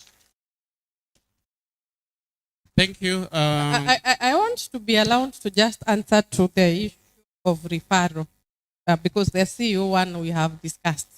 The issue of referral hospital. You know, under the Social Health Insurance Act, there is requirement for that referral system. And the intention of that act was to decongest referral hospitals. Because right now I have a flu, I'm more likely to think I will go to, having come from Nairobi, I'll most probably think I need to go to Nairobi Hospital or to Kenyatta National Hospital, rather than my local clinic there. So, which is not a big issue. I could start from there. So the intention is to decongest the referral hospital. However, there is that provision also to allow a satellite clinic within that facility that takes care of the people within that zone, so that we don't lose that point. So that is why we cannot have this level 6 hospital, which under the Health Act is required to be anything less than a referral hospital. We cannot change the legal order at any circumstances, but we can have a satellite clinic under the same circumstances nearby, be able to handle such issues. But there are issues that are already set in law. We cannot say that this particular one will not work like the other level 6 hospital. All of them are referral hospitals. Thank you. I agree with you. And I don't mean that this is not becoming a referral hospital. I think Dr. Lucy mentioned very well, the hospital is not being carried by a lorry to another place. It is very possible to be in the space where the very residents within Kisumu, even right by the hospital, not being able to benefit from there. Most often, as a patient, you do not know how sick you are. That is why you do not know where to be able to start care from or start health care from. I'm not opposed to the idea of it being able to just receive patients that are referred. But being that, one, I think most of the national referral hospitals we have are at the heart of the city, where there is practically better facilities, there is a crowd of facilities, there's a crowd of specialists there. That's not the exact case on this side of the country. I think we also have to be very considerate of the facts that are herein. Therefore, I suggest that it is possible to still have it, but even if it means having a satellite within the same locality, within the same space, that is able to allow and serve walk-ins. It is very important because, I don't know, largely it has been, from the very inception of it, it's been serving people of Kisumu and serving people with various kinds of ailments. Okay, then we will take that as a comment also, Yes. so that I mean, right now we don't have someone, maybe the hospital itself can answer to that, but that's an administrative issue. But for the purpose of the legal notice, We can only go with what the Health Act provides. Okay. All right, thanks. So the issue of the CEO that we have already determined that we will put it in the notes. We have not made a determination on how that will be held. We'll put it in our notes and say that it was quite contentious. We can go to the next speaker. Okay. There's a lady here who has also been. Thank you. Yeah. Not from the Anglican Church, but Bwana Yesu asifiwe. My name is Colin Somolo, a resident of Kisumu. Okay. Now, first, I think maybe Wakili can just take us to the public notice. Maybe you can just needed to clarify something. Just scroll down on the deadline. So I would just like you to maybe clarify to us. We are having a sensitization long after the deadline of submission for comments has passed. Because if you see, I think it's somewhere down, just scroll down. Yes, if you see down there after AFIA hours, immediately below, the comments on this should have been received on or before 14th May, today 16th. So maybe can you have how be being sensitized about this tool, today 16th, to give views. So the views are given today, are they going to be taken into consideration now that the deadline has passed? Then number two, on this risk that you're talking about, I think majority of the comment, the non-medical people, is how are we going to improve the equipment, how are we going to improve the quality of care in JARAMOGI, OGINGA, ODINGA. But if you look at chapter 6, trying to read through it, on the cost-benefit analysis, you have not really given it, because we're talking, there will be significant capital investments. There will be significant capital. You're not telling us how much. So the question that the people are asking, including our bishop here, on how are we going to improve quality? Like, was there how much money will be pumped into Jootrh? Otherwise you can just be saying we are going to level 6, but the services will remain the same. The investment might not be significant. So what would be a comment on that? Thank you. Okay. I want to go to the public notice. What is the requirement of the law is that we must advertise the list for 14 days before talk to the public. Yeah. So that is the day under which was the final day, 30th of April to the 14th. At the 14th, after that, now we are allowed to take your views on the risk and the legal order. So we are not outside of time. If you go down, see that we have also advertised today as a day for public participation, and it is 15th of May. So maybe there's no intention that we will not take the views, or that they will not be considered. Still continue taking them under the email address that is provided. But that was to ensure that we are past the 14 days notice. The issue of funding, I said that we as a team from legal might not have the details on that. I will allow the county and the hospital itself to have something to say about the questions that are outside the scope of today's public participation, because we do not have experience on mathematics. Actually, sisi mawakili hatupendi hesabu. So when you ask me to give you the financial statements, those are outside of my scope, but I'm sure the hospital and the county government will have something to say on that. So we go on and we'll ask that because of time, kindly restrict your questions to what is referred to in the legal notice and what we can answer you as lawyers. However, what the county can answer, the chairman is here. The CEO is here. I think he has stepped out. See that this being a level 6 facility, that the communities that we serve are actually going to get the services that are stipulated in this document. Number 2, I think this is a recommendation, and I think it is vital that the policies of the hospital should also be added in this document. For instance, if JOTRH has a safeguarding policy or on here. Thank you.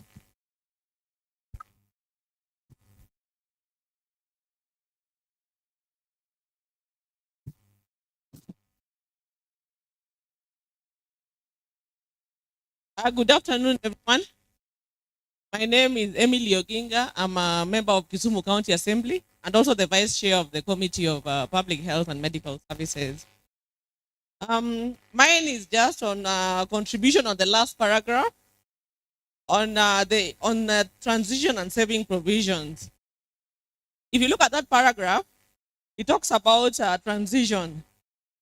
And actually, it's been left open because we don't know how long this transition will take, whether it will take 30 days, whether it will take 90 days, or maybe 5 years or 10 years. So I think that needs to be put down so that the county government also would know their position at the end of that transition period.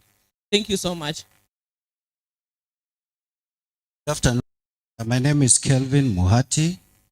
I'm a medical practitioner at JARAMOGI OGINGA ODINGA Teaching and Referral Hospital.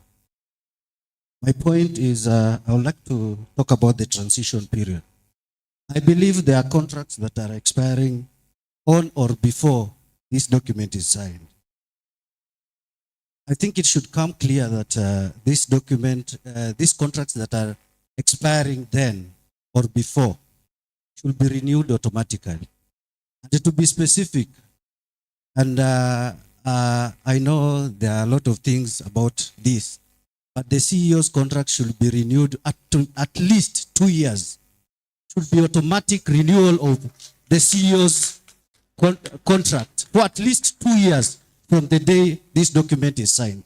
Thank you.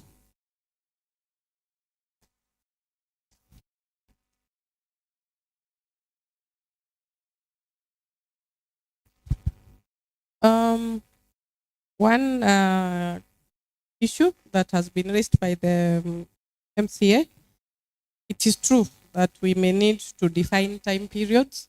It's a very good observation. We have taken note. We might want to have specific timelines through which this transition process should go.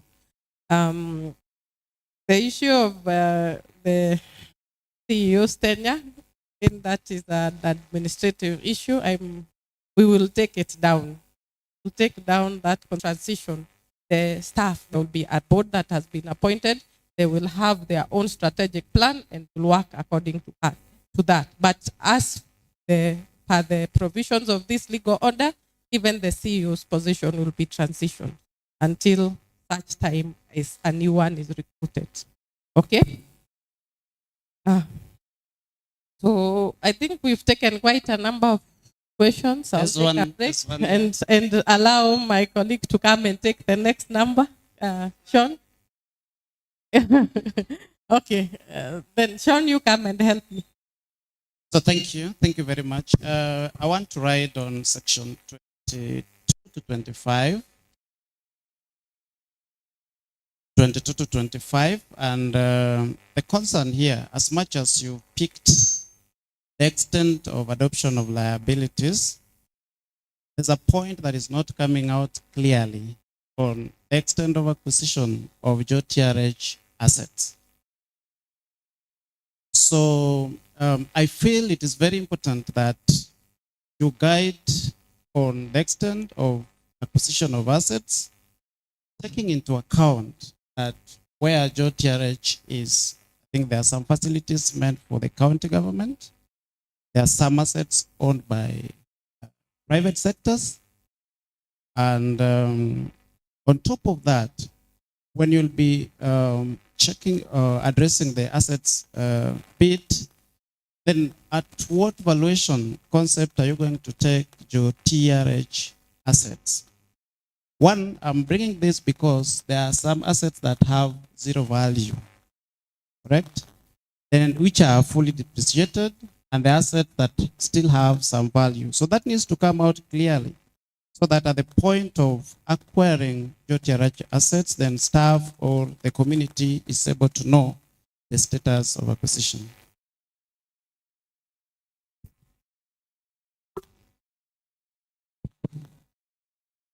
Hello. Yeah, thank you very much. I think I've come here just to make 1 or 2 clarifications. I think for the staff of JARAMOGI OGINGA ODINGA Teaching and Referral Hospital, I know you are a Kenyan. I know you have a right to participate in this. I think today we are being discussed. It's actually the public that is talking about us. So I think for us, I think let's listen and hear what the public is saying. Yeah, I think the rest, I think we can be doing them administratively.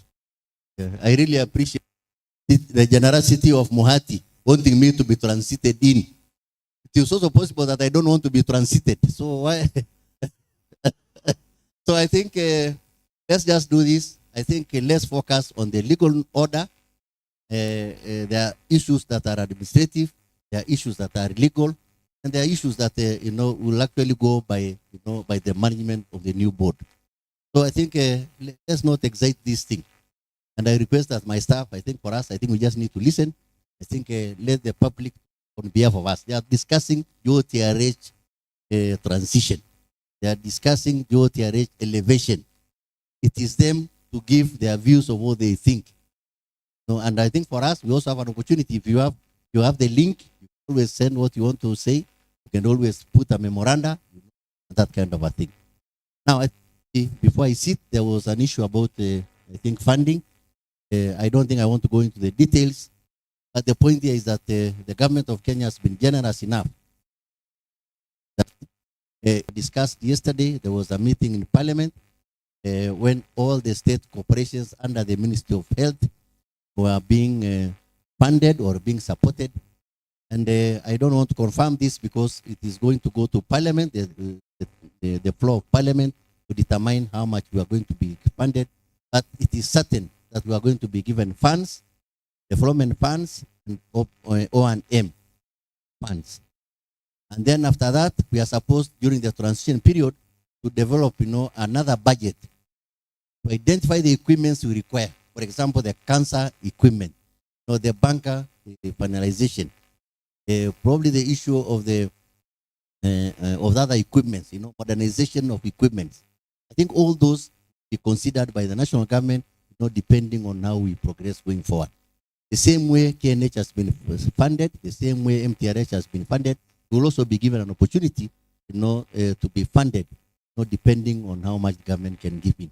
But we cannot now be certain, I can't say certainly, that we are going to get this amount of money or this amount of resources support. But it is guaranteed, if we are going to become a national state corporation, government will fund quite a lot of equipment. So that's all I want. I think somebody also mentioned the issue of referrals.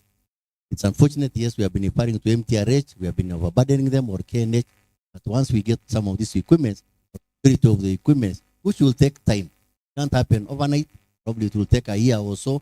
I think referrals, it cannot be a referral hospital to refer again, particularly on issues that we can manage. But remember, disease conditions sometimes demand even a referral outside the country.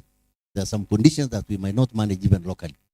But the point here is that we'll get as much as we can to ensure that all the disease burdens can be managed within this county and within this region. Thank you very much.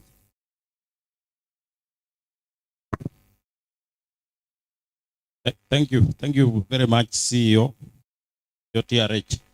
I'm not speaking as a JOTRH employee. I am speaking as KMA, Kenya Medical Association. So KMA's position is in total support of the elevation of JOTRH as a national parastatal. That one is not in doubt.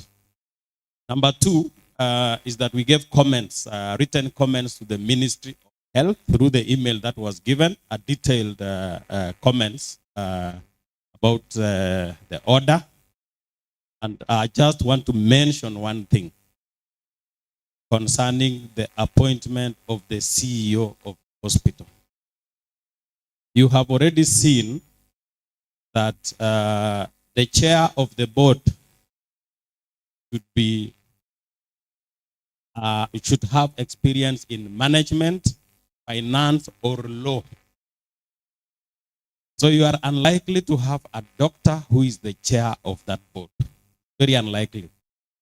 And it's very unlikely that you also have any other member being a doctor, except if we are allowed to take a member of the Department of Health. Secondly, KMA recommended the removal of the term medical practitioner so that it allows other Kenyans who have experience in healthcare management, not necessarily doctors. You have experience in healthcare management, health financing, health economics, to be able to be appointed as CEO. But there should be an additional number there that if you are a medical or a healthcare practitioner, let me use the term healthcare practitioner, you have an added advantage. Thank you very much.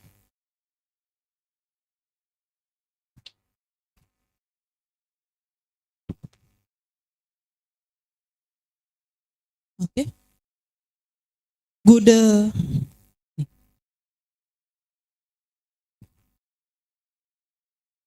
Good afternoon to all of you. First, I want to introduce myself. My name is David Ogoro. I feel very proud to be part of this participation, public participation on transition for Russia Hospital to level 6. It's very, very good. I'm so happy. Me, personally, I support that.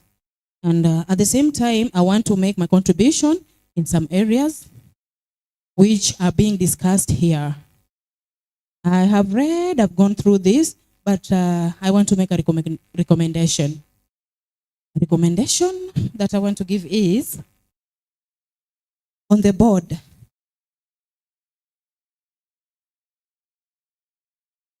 Composition. On the board composition, I want to make a recommendation on the board composition. First, I've read these things, and I have 3 areas that I want to talk about. Other three areas. I think we should include youth. We should talk about youth, women, and persons with disability. That one must be talked about. For persons with disability, I didn't see anything about that. If it is not there, then meaning that thing is shallow. It is not. It is very, very important to put that one so that we can all participate. And the 3 people must participate: women, youth, and persons with disability must participate. Second,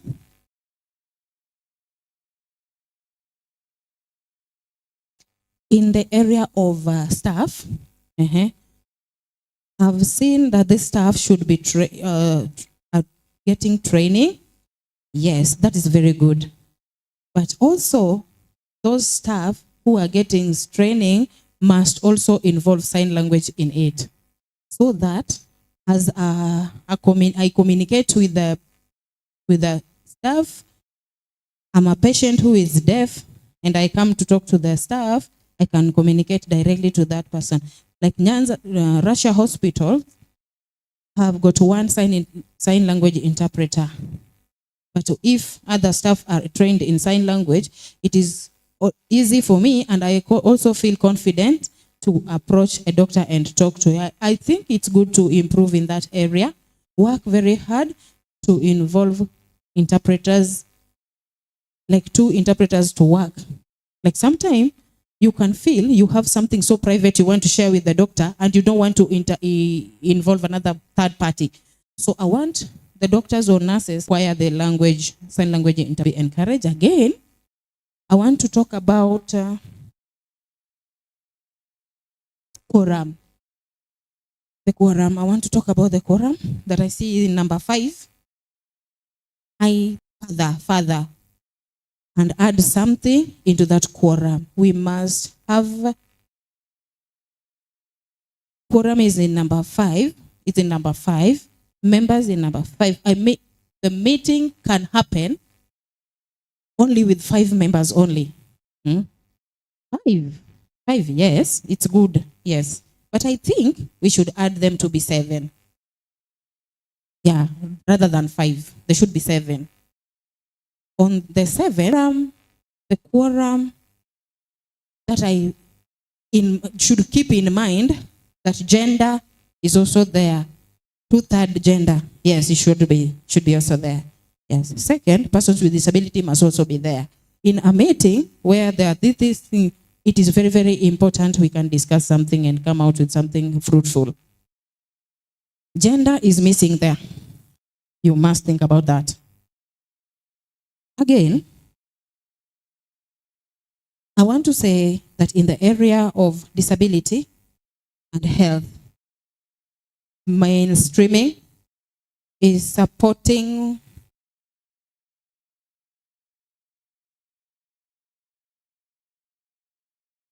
established disability mainstreaming in Nyanza Hospital, because many times we have a challenge accessing data, which is very, very important.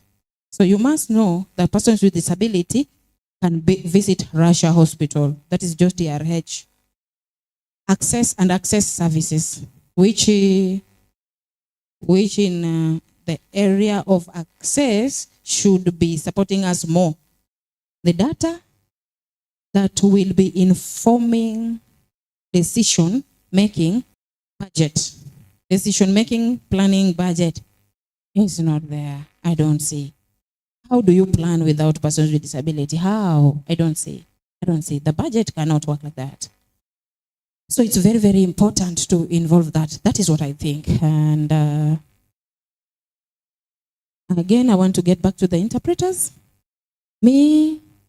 I'm strongly supporting the interpreters that are there.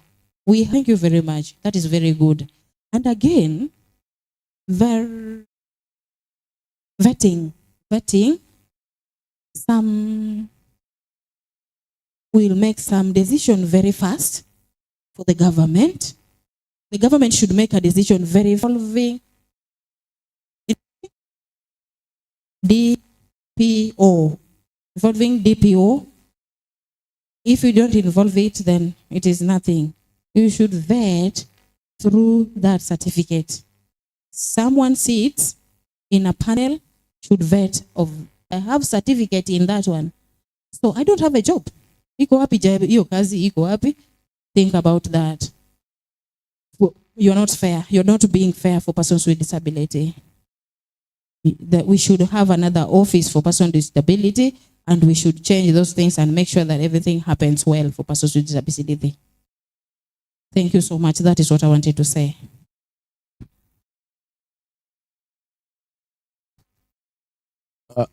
Thank you very much. My name is Lumumba Wade. I'm the MCA representing South East Nyakash. I listened to the legal expert from the headquarters of the national responding to the vacuum, and they assured us that there will be no vacuum. Myself also asked about the period of transition.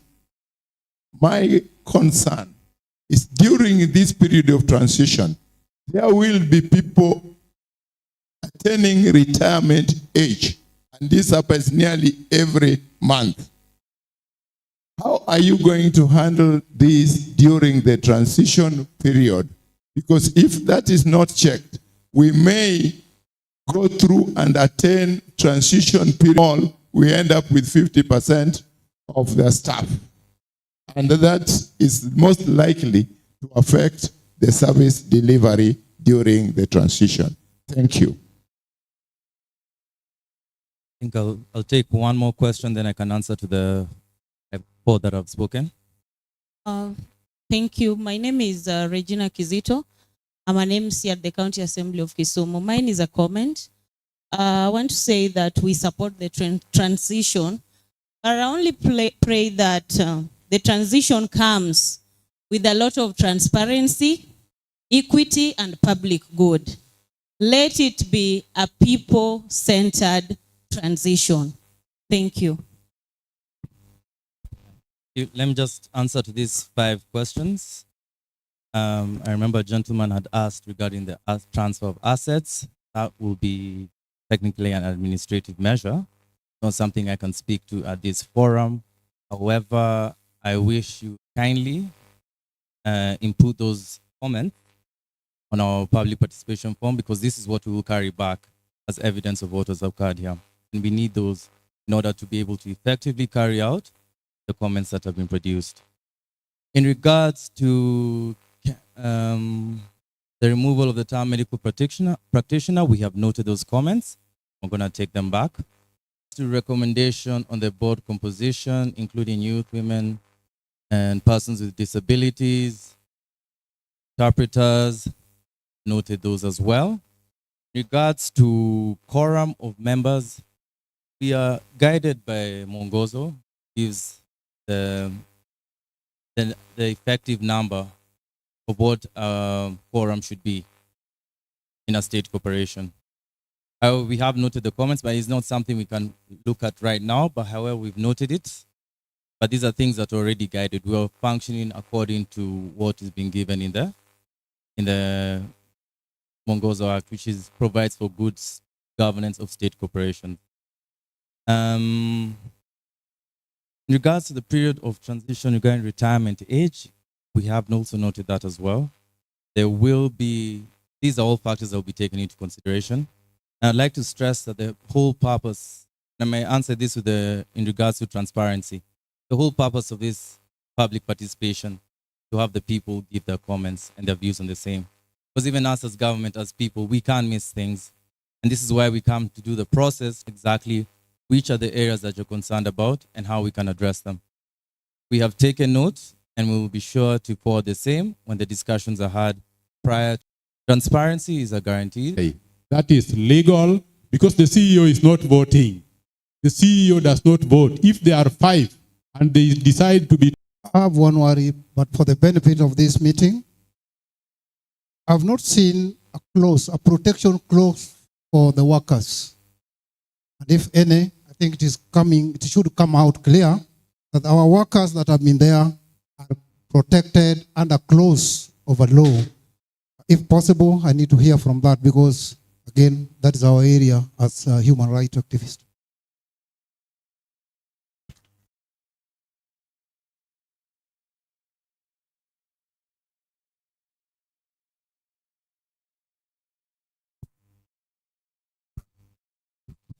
Thank you.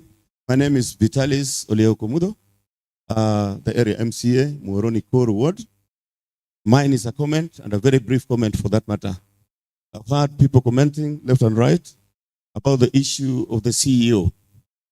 Why observation of a period of time tells me that even for us to reach this stage for the upgrade, the results were showing for themselves. I want to thank personally as an individual. The CEO has done great job, tremendous job, so that the government could see this institution to be upgraded to be what it is. The people meddling around here, the people want cheo, mungoje baadaye tafadhali. Wache huyu jamaa sukume yomane. Asante sana. Thank you.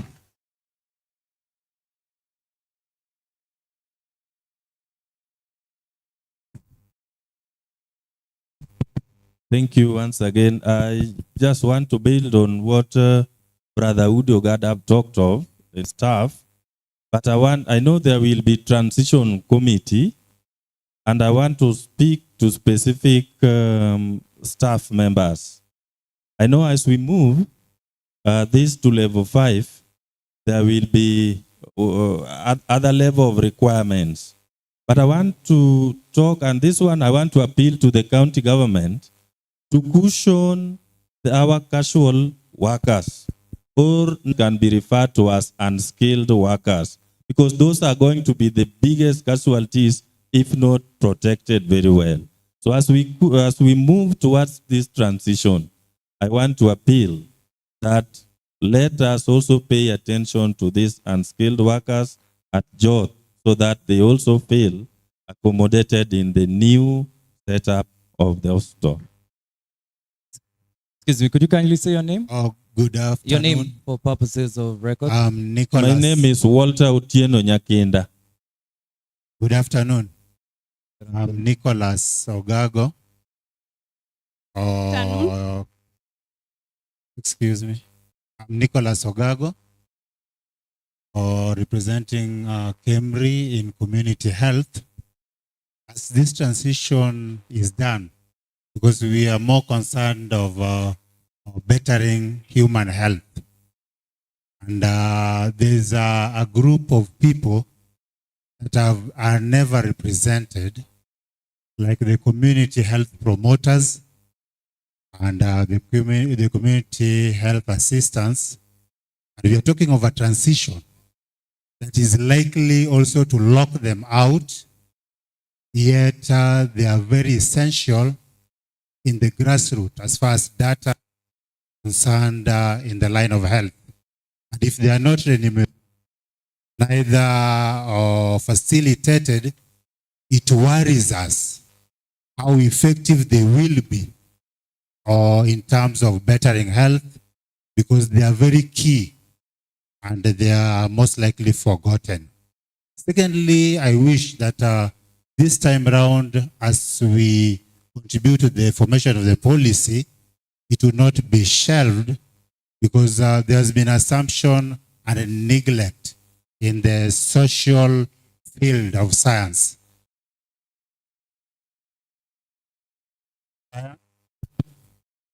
Everything evolves around the social aspect. And we forget the social scientists with their representation, yet we address social issues. Or I can recall there was a time there was a provision and a policy that provided for consideration in mental health. And this in most government or facilities in terms of counseling psychology, and we are worried in this, because if it continues like this, that policies are, and then they are not implemented, there are gaps, because the people who formed them saw some gaps that needs to be addressed.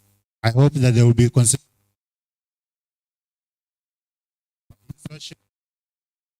as well as consideration of this cohort of community health promoters to help in bettering health. Thank you.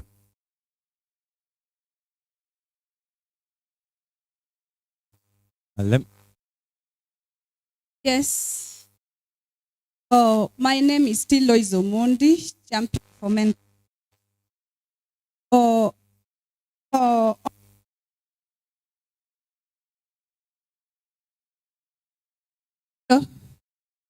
On the line that there are some people who talk of the CEO must be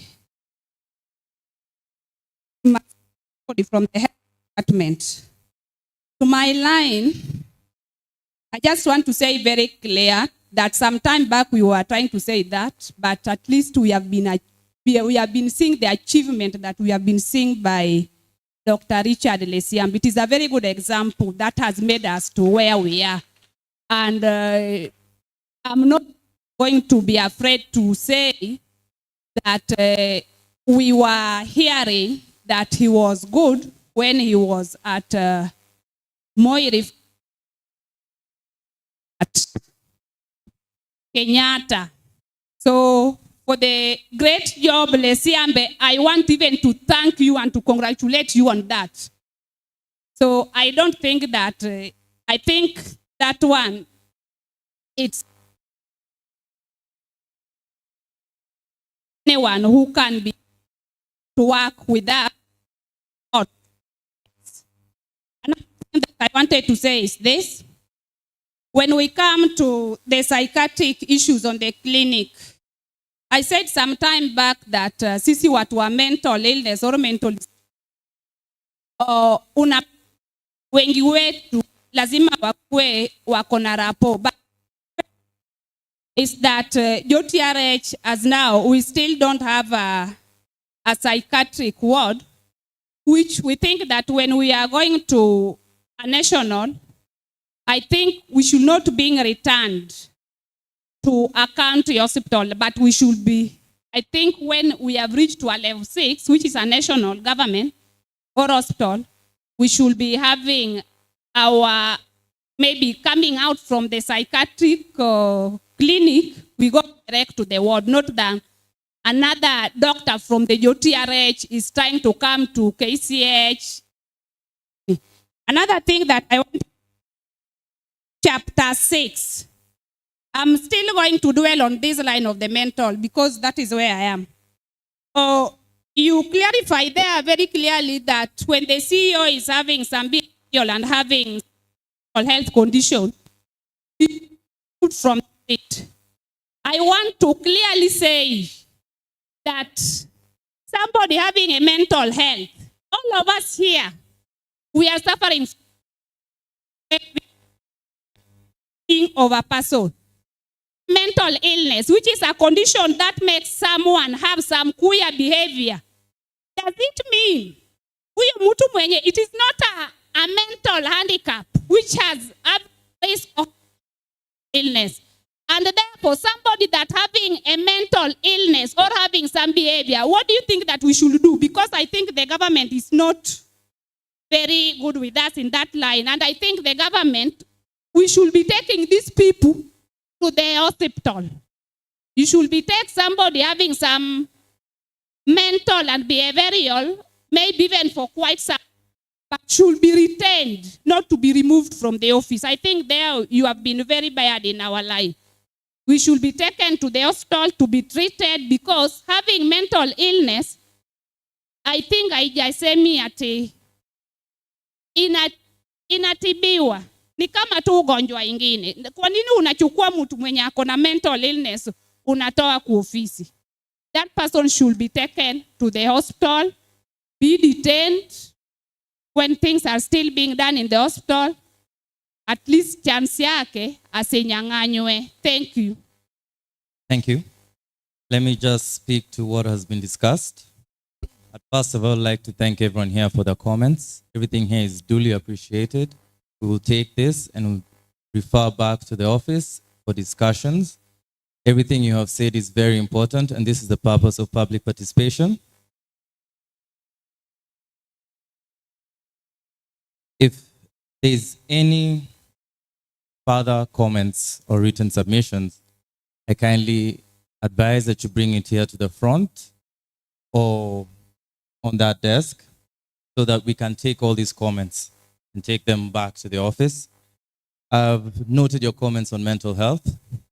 I've noted your comments regards to community health, promoters and assistants, transition, and also the comments about the CEO in regards to the medical practitioner bit. I think it speaks volumes of the tremendous job that is done, that there are so many people here vouching, and this has been noted and taken into consideration. I think there was one question on quorum. Just to remind that we are guided, there are guidelines in regards to quorum. We do not pick at random how many members should sit. We are guided by law. However, we will take the comments into consideration and perhaps have a look at the same when we get back to the office. I would now like to give opportunity to the county to have a word and address. Anything that you have missed out, please feel free to send it to our email or have the written observations delivered to us, because that is what we will present to the National Assembly. And yes, thank you for your time. What is your question? Could you please just clarify for me, as a common mwananchi, the difference between level 6 and those other levels? We are transitioning. So how do I explain this to Mama Mboga in the evening when I'm telling her, you're expectant, you can go to JOTRH? What is the difference for me as a common mwananchi? And do you think it is vital for the hospital policies to be included in this legal framework? Please respond to that. The CEO will respond to that. Okay, thank you very much. Can we put our hands together to appreciate the Afya House team? Asanteni sana. Thank you very much. Let's also appreciate all those who have made contributions to wapigie makofi, wale watu wamepeana contributions. Thank you very much. Now, I think very quickly, just to, I'm not supposed to be here really to respond to the issues of the public participation.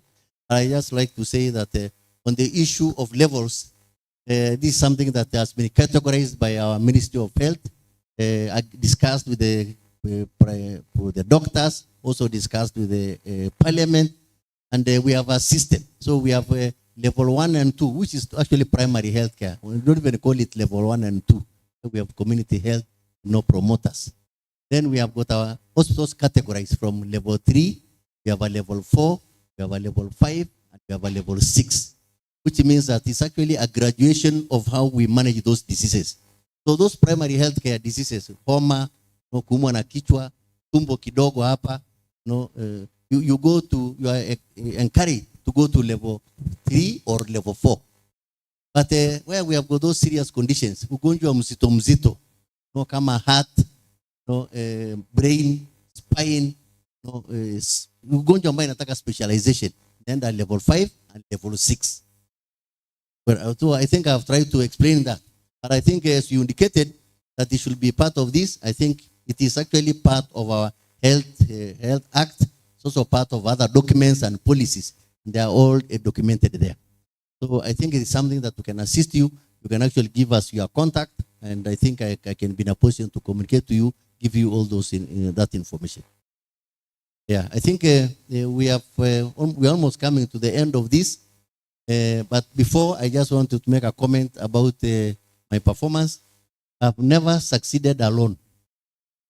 How I've succeeded anywhere, or even how I've failed anywhere, it is because of my staff.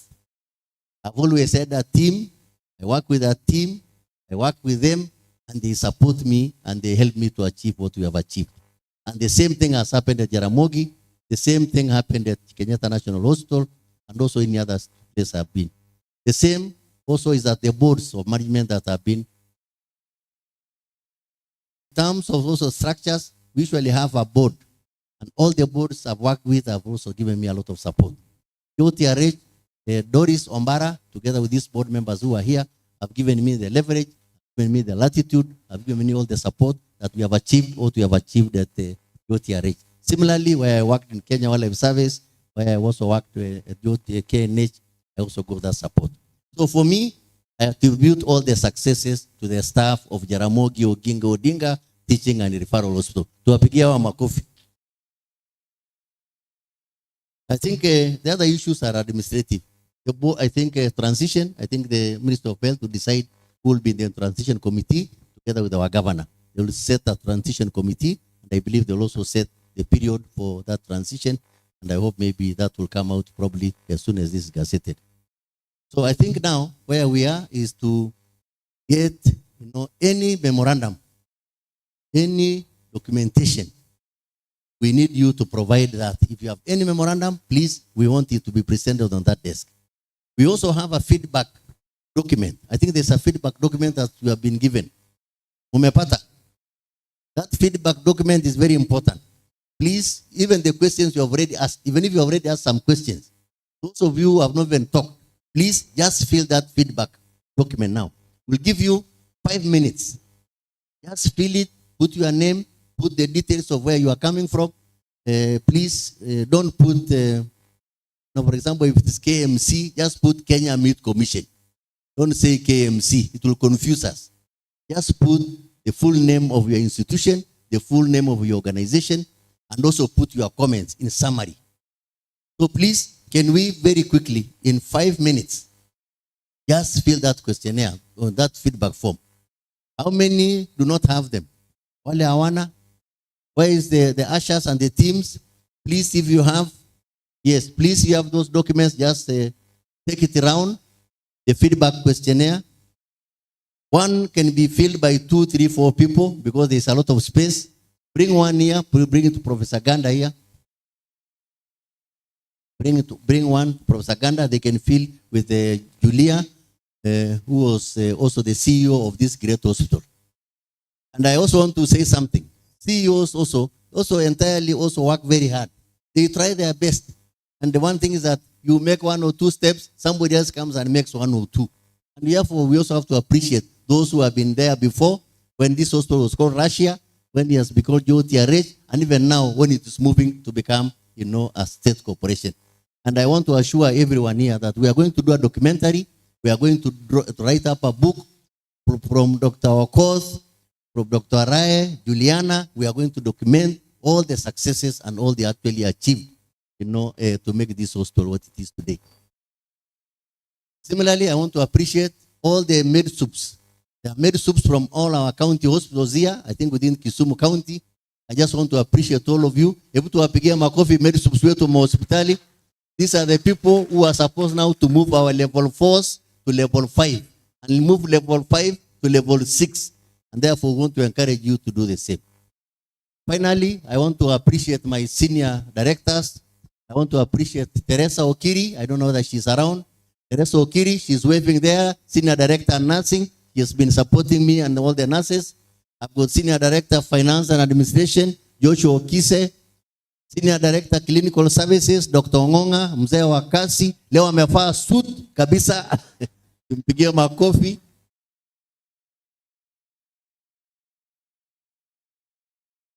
Yes. Then I think in absentia, we have Dr. Yenya, who is a Senior Director in charge of research. Have also supported me sincerely and also supported the hospital and supported all the staff. So nawashukuru sana for this great achievement.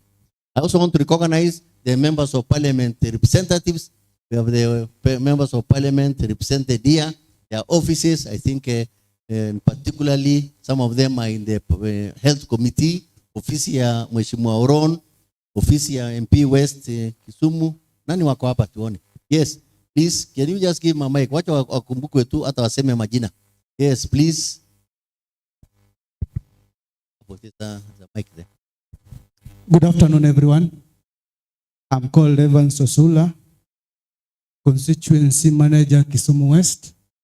I'm for the area MP, Honorable Rosa Kinyibuyu. I want to say on behalf of Kisumu West that we are in full support of the transition of Russia to level 6. And I want to thank all the participants that you've done your part. And now the team which is here, please make sure that the comments that have been made, we include them so that we feel part and parcel of this process. Then again, I'll also urge the county members of county assemblies, so civil societies, that once we are done with this process, now it is our mandate as a people to keep watching to make sure that level 6, once it is in place, it will be fully implemented as per the law. Otherwise, thank you so much. We work together with our PA. Madam Susan, can you just stand and wave? Thank you so much. Asante sana. Thank you very much. Final comment is on mental health. And, I hope we are trying to transit from mental health to wellness. I want to appreciate the contributions brought by those teams. The issue is a bit administrative, how we are treating you, not necessarily at JOTRH. We have tried the best we can. We are still maintaining the mental health cases or our wellness patients. We are still managing it, but the challenge has been, I think, the new government policy where mental health patients are supposed to be going to primary health care and then referred to the national referral hospitals or level 6 hospital. But I think we have raised this officially. The county government of Kisumu has actually raised officially these concerns. We have also raised as JOTRH that SHA, and I think the top management of the Ministry of Health, to consider how we can treat them in a special manner. Because these patients actually have special clinicians they face. They have got special nurses that they want to meet. They have got special doctors that they want to meet. So it becomes very difficult to categorize them when they want to get this medication. So I think this is something that we are going to continue handling officially and even administratively, so that mental health cases or wellness cases issues, we can be given an opportunity to be treated wherever their clinical persons are. And I think this is something that we have already forwarded the Ministry of Health, and I think this will be done.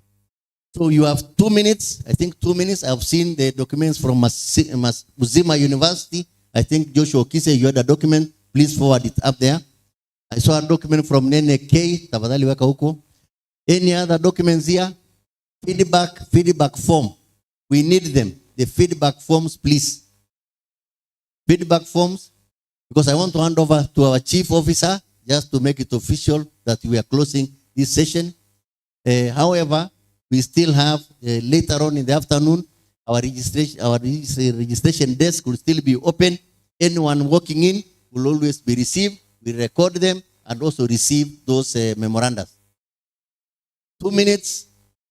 I can see some people writing. Please, if we have not written, so I know we have been taking videos, or those who have been talking, we're also capturing them live. So I think with that, Joshua, I don't know, Joshua Kise.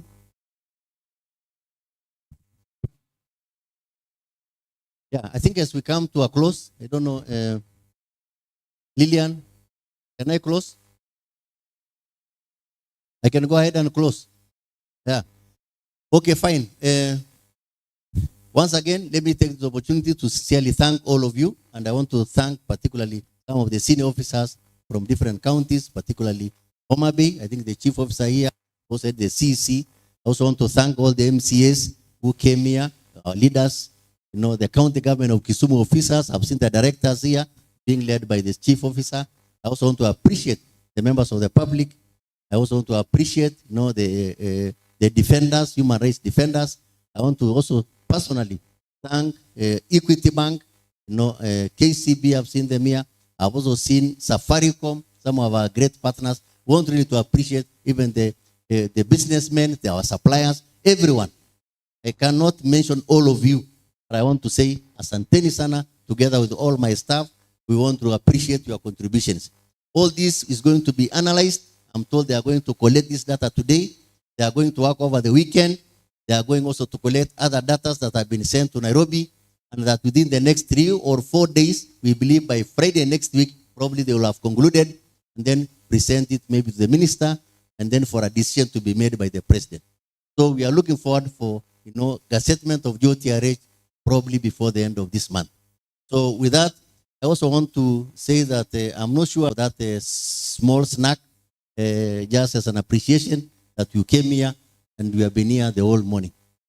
But in a special way, I also want to thank again Dr. Julia.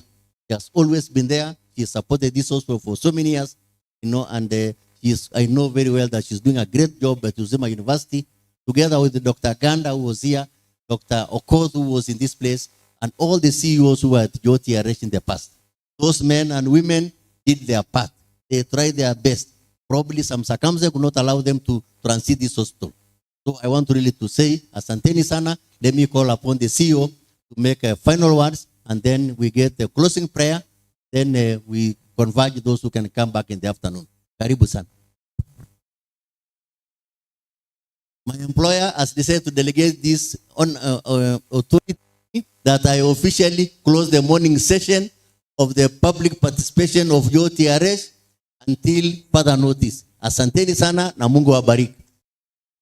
Betty, word of prayer, closing prayer, please.